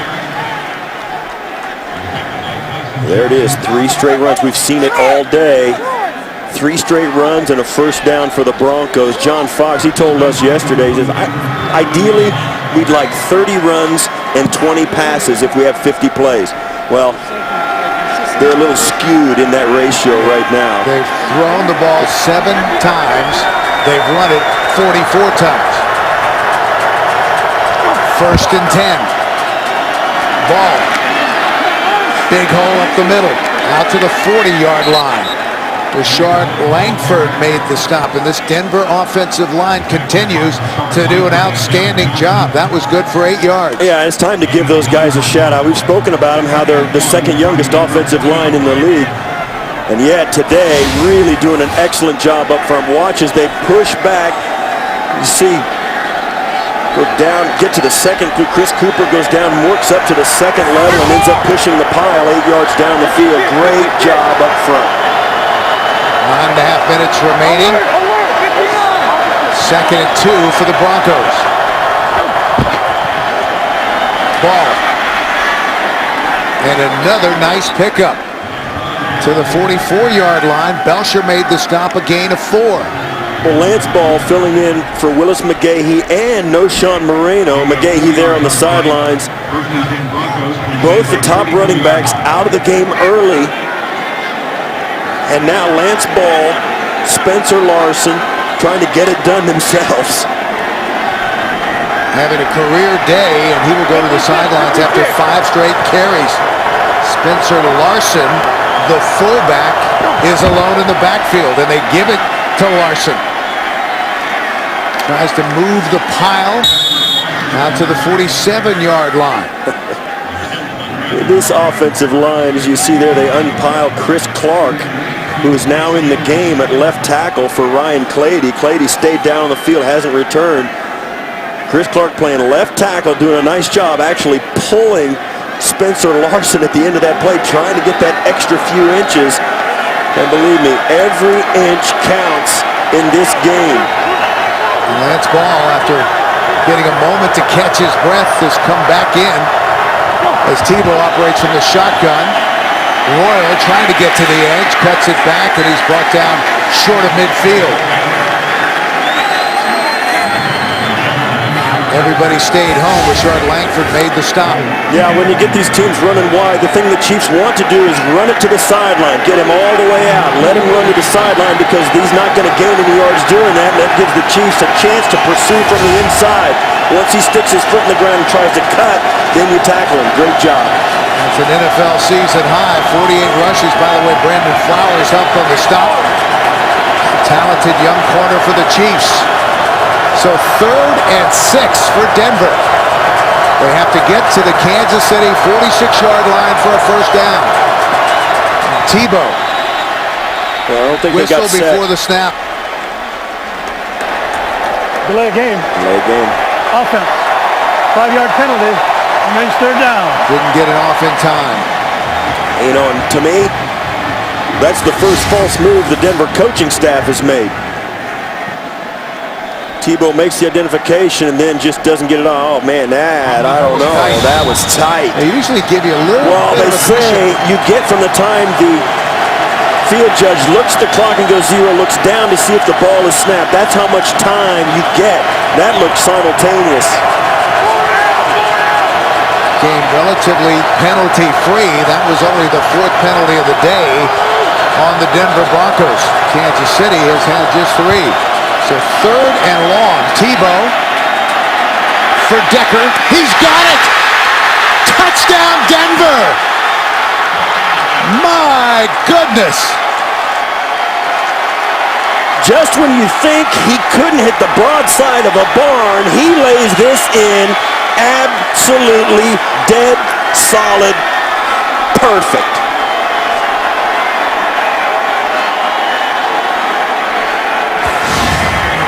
Watch Decker, he's going to get double covered. Starts with Brandon Flowers. The safety comes over, and Langford can't get there. Tebow, little pump fake, lays it out, and that is by far his best throw of the game. And we have flags during the extra point attempt. Only the 2nd completion of the day for Tebow. But he's run for 1 touchdown and now thrown for another.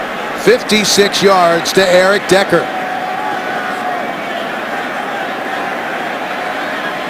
7th touchdown catch of the year for Decker. You see him getting a hug there from Mike McCoy. Number 87, unsportsmanlike conduct, went to the ground in excessive demonstration. That penalty will be administered on the kickoff. Excessive celebrating, but I don't think Eric Decker cares much. Matt Castle has a lot of work to do. Decker in his 2nd year out of Minnesota, 3rd-round pick last year, and has really stepped it up this year to become a force in the National Football League. Prater on to try the extra point. He's got it. And it's a 10-point ball game with 6:43 left to play. 56 yards. Tebow to Decker.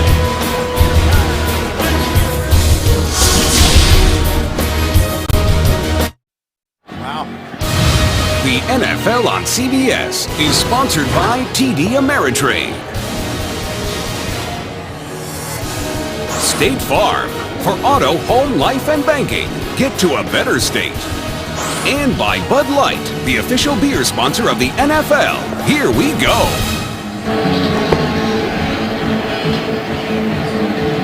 Tim Tebow, after the longest pass of his career, touchdown or otherwise, 56 yards.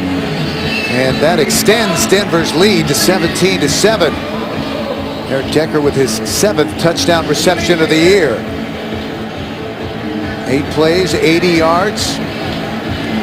Mr. Fourth Quarter does it again. And it couldn't have come at a better time. Kansas City's been in it since the 2nd half. They had a 3-point lead, and Denver did exactly what they needed to do. Grind out some yards, take time off the clock, and then hit for the big play touchdown to give them a 10-point lead in a game that has been just scoring at a snail's pace.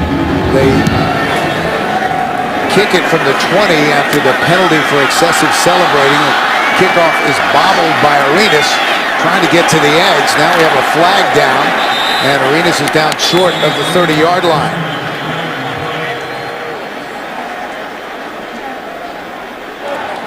During the return, holding, number 85 return team. 10-yard penalty, 1st down.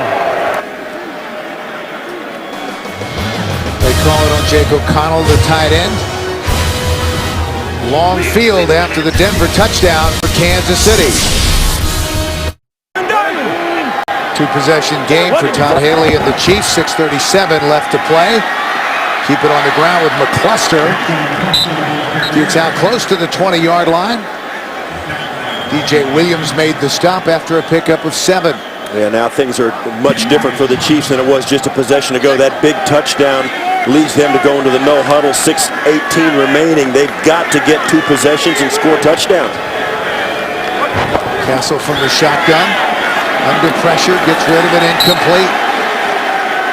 The Broncos were charging in hard.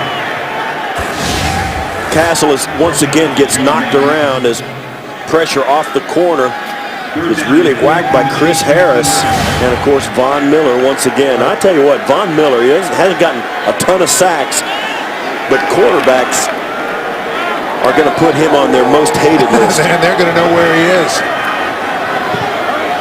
3rd and 3. Baldwin in motion, crucial down here. Has a man deep. Incomplete. Breston had a couple of steps, and we have a flag. Andre Goodman had the coverage. And this is going to be illegal hands to the face, it looks like.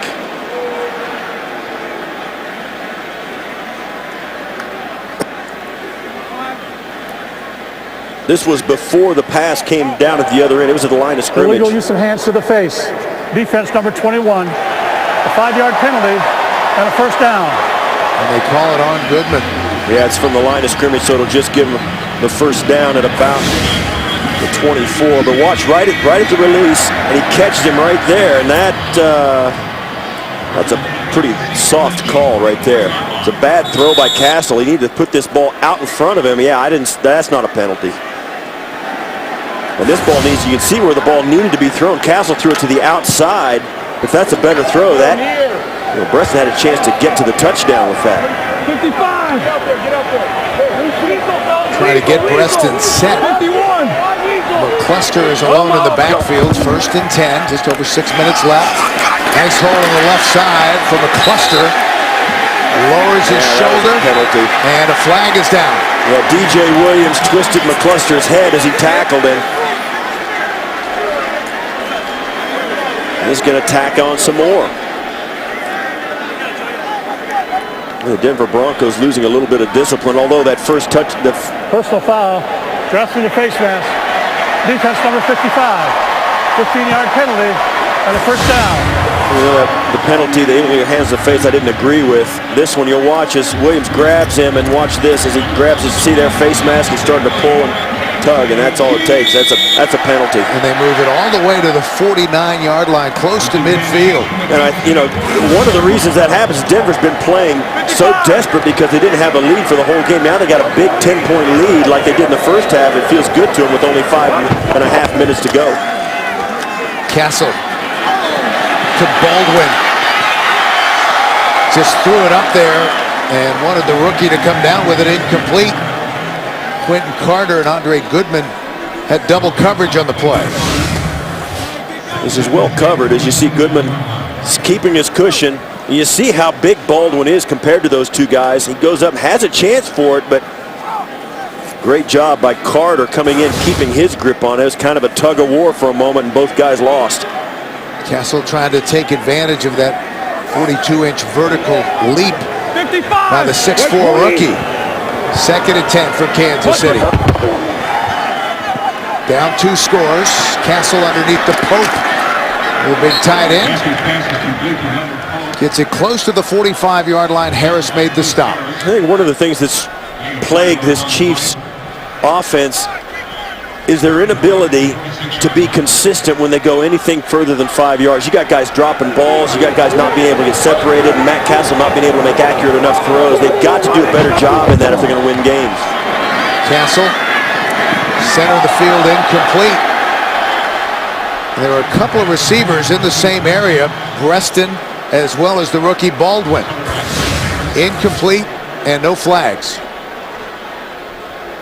You see here, that's, the receiver goes down because it looked like he got tied up with Chris Harris, who was undercutting that route.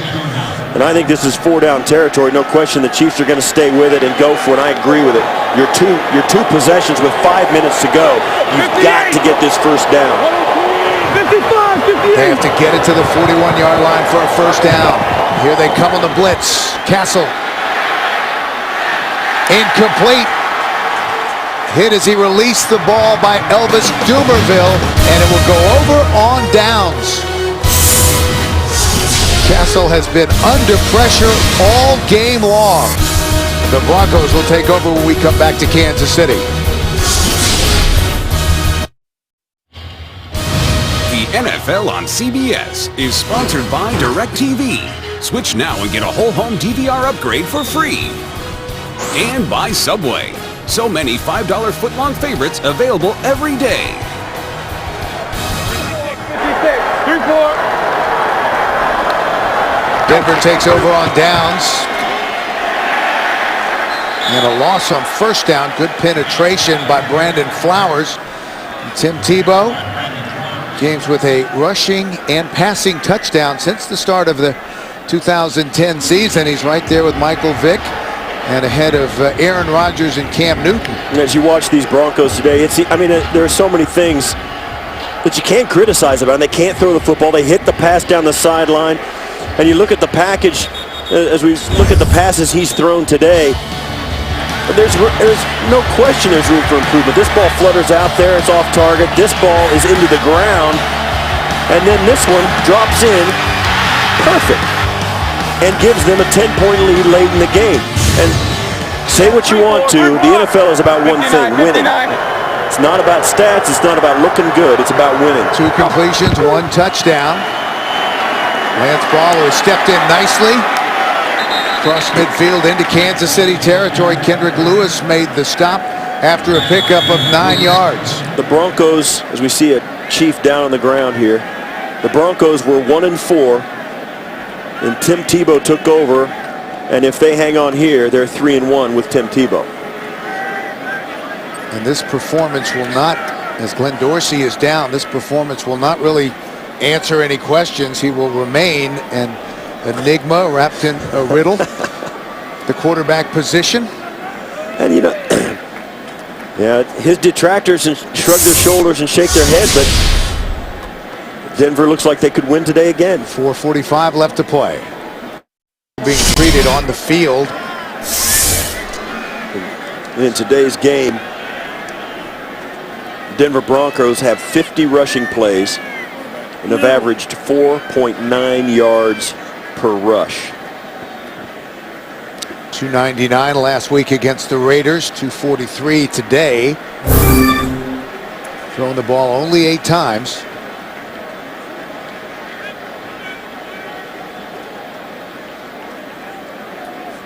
Dorsey is up,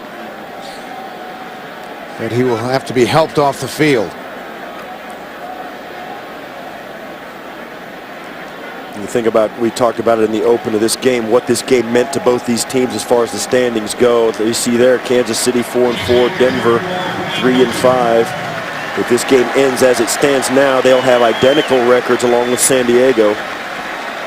Oakland winning on Thursday night to move to 5-4. So the good news for Kansas City is that they're still close.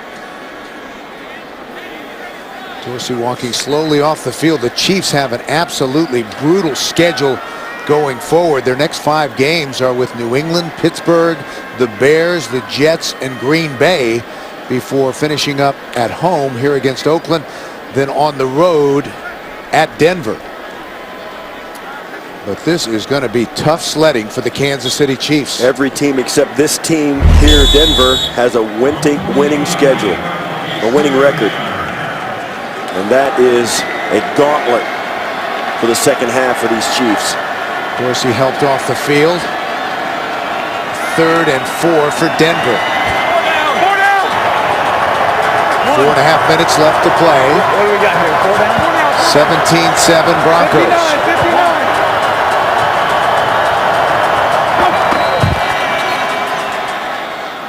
And play stopped with a timeout by Denver. Timeout. Denver. This is the 32nd timeout. Now coming up on the Subway post-game show, join JB, Dan, Shannon, Boomer, and Coach Cowher for all the latest NFL scores and highlights from Week 10. That's all coming up on the Subway post-game show. Let's take a look at the schedule going forward for the Denver Broncos, who will move to 4-5.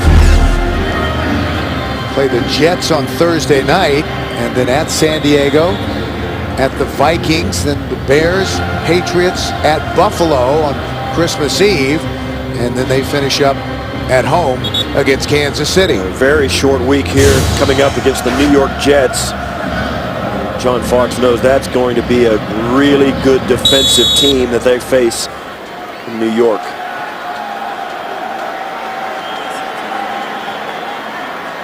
Matt Castle, tough day, 12 of 25 for just 85 yards. Had a lot of drops today. Power I formation for Denver. They give it to Ball. And he'll be stopped short of the first down at the 46-yard line by Tyson Jackson.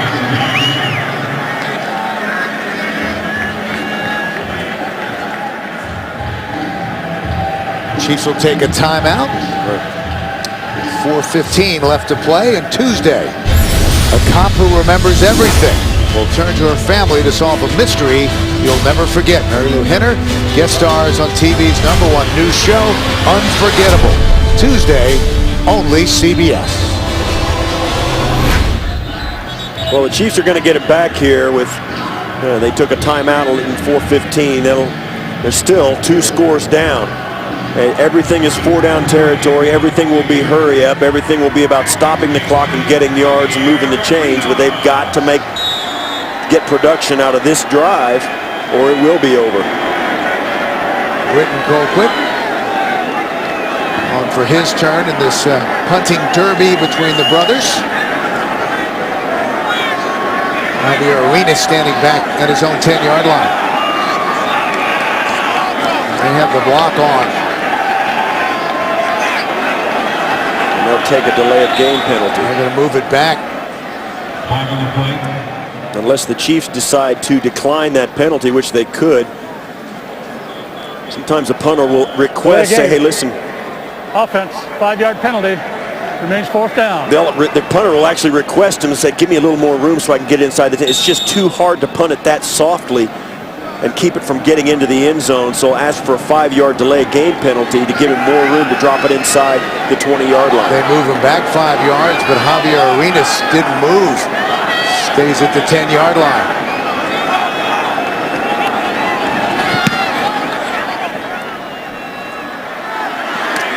Calls for the fair catch and makes it at the 14. A little bit of a tussle after the whistle, a 37-yard punt. Clock stops with 4:09 left. 10-point Denver lead. Well, this is where you really come together as an offense. You've got to step in the huddle. Your quarterback has to take command, and really you're going to have to start calling plays at the line of scrimmage. I mean, if we see the Chiefs huddle up in this drive, I'll be shocked. And this is all about Matt Castle and his wide receivers right now. What a team! A cluster in the backfield. Baldwin, the motion man. Castle to Baldwin. And another drop.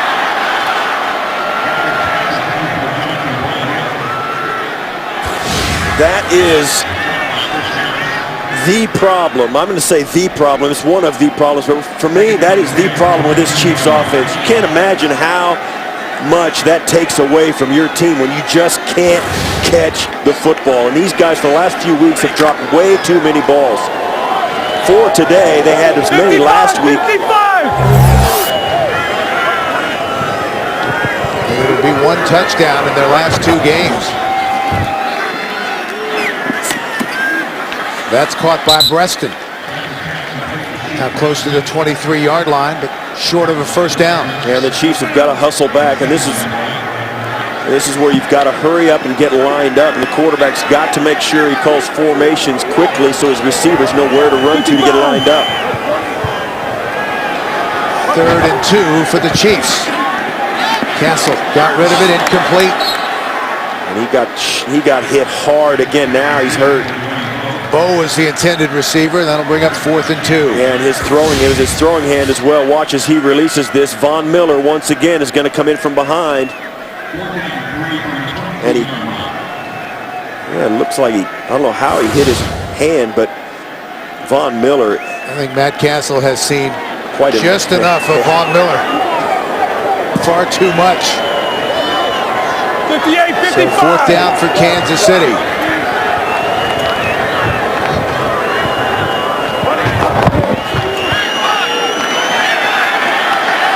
Under pressure, and down he goes. And that's it. And an inglorious way to end that series. Mays and Dumerville combined for the sack. The Broncos rushed 5 guys, and they got home in a big hurry. That's been the story of the day. Not only the running game of the Broncos, but the pass rush of the Broncos. This has just been an ugly day on offense for the Kansas City Chiefs. Their offensive line has had no answer for the speed outside of Elvis Dumerville and Von Miller for the Broncos. We spoke to Dumerville yesterday. He said in 2 years he has never felt physically as good as he does at this point now, and he said he can't wait now that he feels good to be opposite Von Miller, and they showed off today, both of them. Kansas City lost 2 of their primary weapons early on. Tony Moeaki at the end of preseason, then Jamal Charles, and these are the moments where you just feel they're struggling to find a way to replace those guys. Ball on the left side for a couple. The Denver Broncos perfectly content to run this football, have the Chiefs use all their timeouts. Just to add a little fuel to the fire in the debate, he's thrown a touchdown pass in all 7 starts. And again, as you said, Steve, if you're winning, why does it matter? That's right, but it is the sharpest two-edged sword in the NFL. 2nd and 10. Clock stop, 3:24 left to play. Kansas City Chiefs will have to regroup, go back to the drawing board with this brutal schedule coming up. Well, you got to think about the Chiefs, what they're going through. They were 0-3. Then Todd Haley, they climbed back over the course of a month with 4 straight wins, lost the huge, embarrassing loss to the Dolphins here last week. And then today with a chance to pull even with the Raiders in the division, actually pull ahead with a better division record, and they can't do it. Ball, we have a flag on the play. Trying to get back to the line of scrimmage. Justin Houston, the rookie out of Georgia, the 3rd-round pick, made the stop. Illegal formation. Number 87 covered up a tight end. 5-yard penalty. Repeat 2nd down. Call that on Eric Decker. You kind of tell by the look on John Fox's face, not happy about it, but he's willing to put up with it here in the final moments. He talked with us about how the Broncos really have had to reinvent themselves. They have the 2nd youngest offensive line in the league. The game plan obviously changes with Tim Tebow at quarterback. Brandon Lloyd is gone. Eric Decker's emerged at wide receiver. McGahee came in and really took over at the running back spot. They've been unpredictable this year, and that will result in a loss. Chiefs without a timeout remaining, just over 3 minutes left to play. You look at the offensive numbers today, 245 rushing yards for Denver, only 69 passing. And it's not very often you see both teams in an NFL game run for more yards than they pass. Both teams. 3rd and 17 for the Denver Broncos. Just over 2.5 minutes left to go. Ball ducks his shoulder down to the 23-yard line. Kansas City Chiefs cannot stop the clock. This will probably take us down to the 2-minute warning, and the Broncos will attempt a field goal.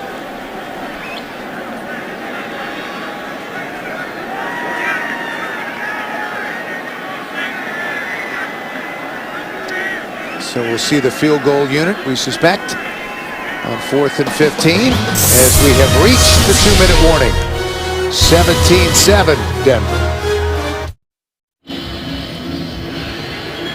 Matt Prater, who already has a 38-yard field goal today, on to try one from 41 yards out.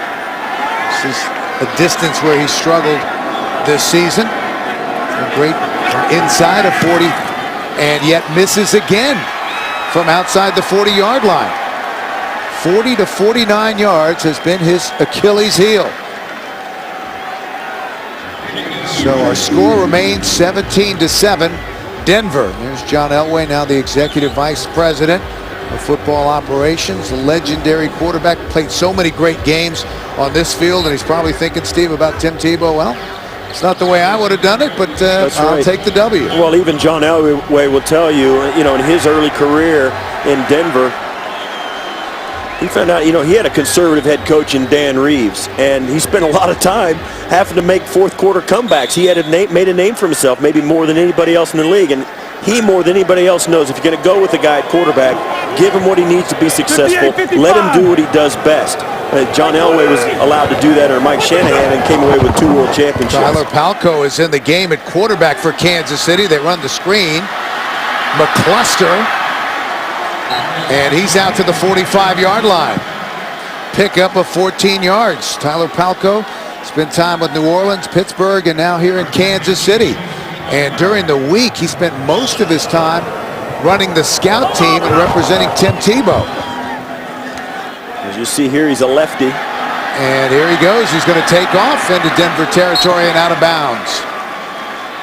Tyler Palko, the ball carrier.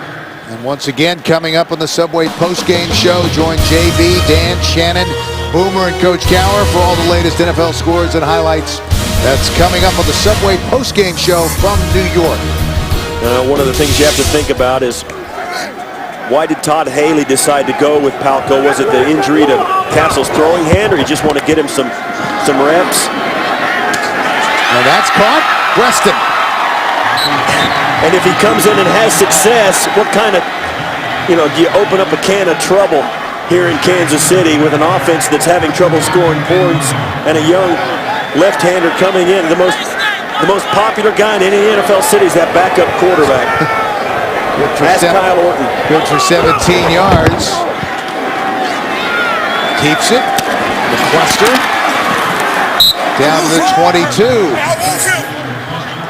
Clock continues to run. 45 seconds remaining. That was good for 7 yards on the play. Gilligan. Underneath. Got you. Omaha, we go. Jansen McCluster gets it out of bounds and stops the clock with 28 seconds left.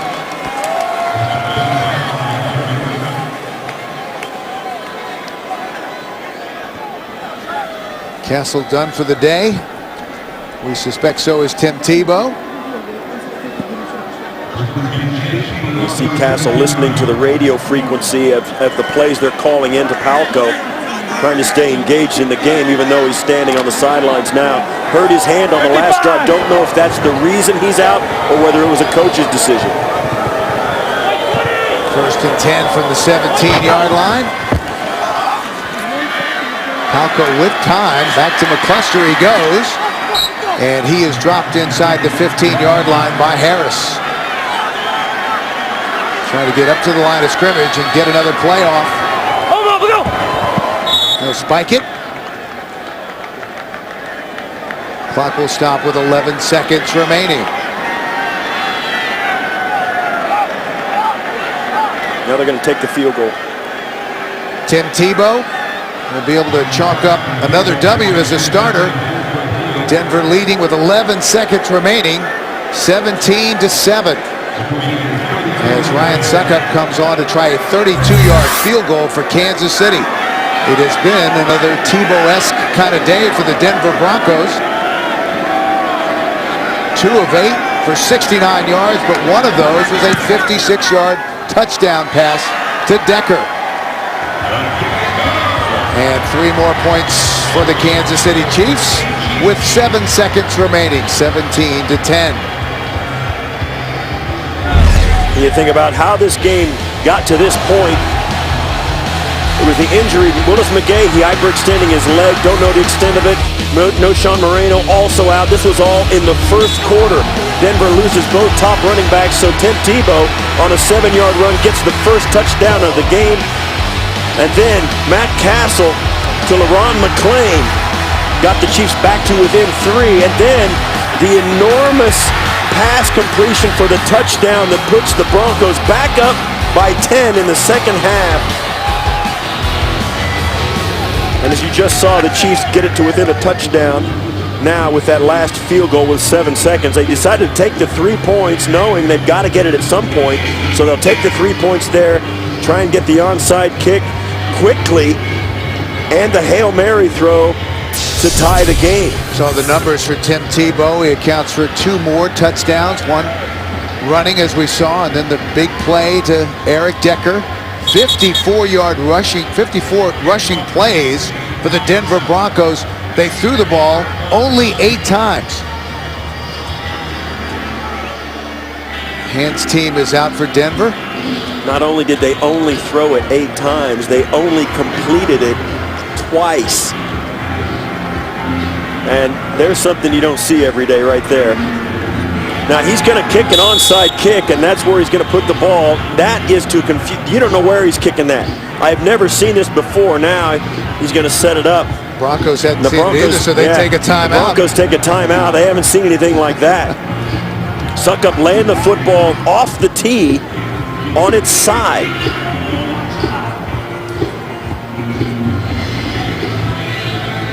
The story of the game, 54 rushing plays, 8 passes. Denver absolutely steamrolled the Kansas City Chiefs offensively in the first half. Didn't score very many points, but they absolutely dominated the time of possession and getting first downs and just staying on the field.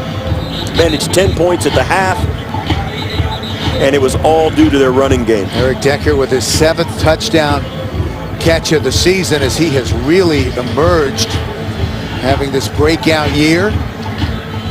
Only player in the league with more touchdown catches than Eric Decker is Calvin Johnson. And here's the, instead of laying it on the ground like a hot dog. And this is going to be interesting because you've never seen this before. Watch what happens.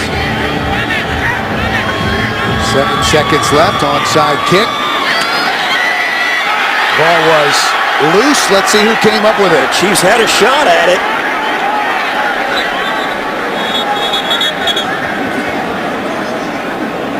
And it almost seemed to unfold in slow motion. Well, I think that's the idea. The Broncos had to let it go 10 yards before they could touch it. And when it's rolling sideways, and we all know that ball is not round. And it is hard to get a handle on. And the Broncos have it. And the officials getting feisty in there as well. Let me tell you something. Satan himself lives at the bottom of an NFL pile. It is no fun down in there. Everybody's trying to get a hand on that ball. The last guys up are the Broncos. Who are they going to give the ball to? Mario Hagan comes away with it. And it's got to go 10 yards to the 45-yard line, and it did. And then you see it squirt out. Hagan goes in after it. And that's it. You just want the ball to bounce sideways and, of course, unpredictably. Spencer Larson, the fullback, had a first shot at it, but it came loose and finally recovered by Denver. First down. So after all of that, 5 seconds remaining. Broncos will take a knee, and that will be it. And there's Hagan right there. He ends up with it. After all of that, you see him trying to pull him off the pile, but it comes down to a kneel down for Denver. And there it is, 17-10. Big win for Tim Tebow, John Fox, and the Denver Broncos.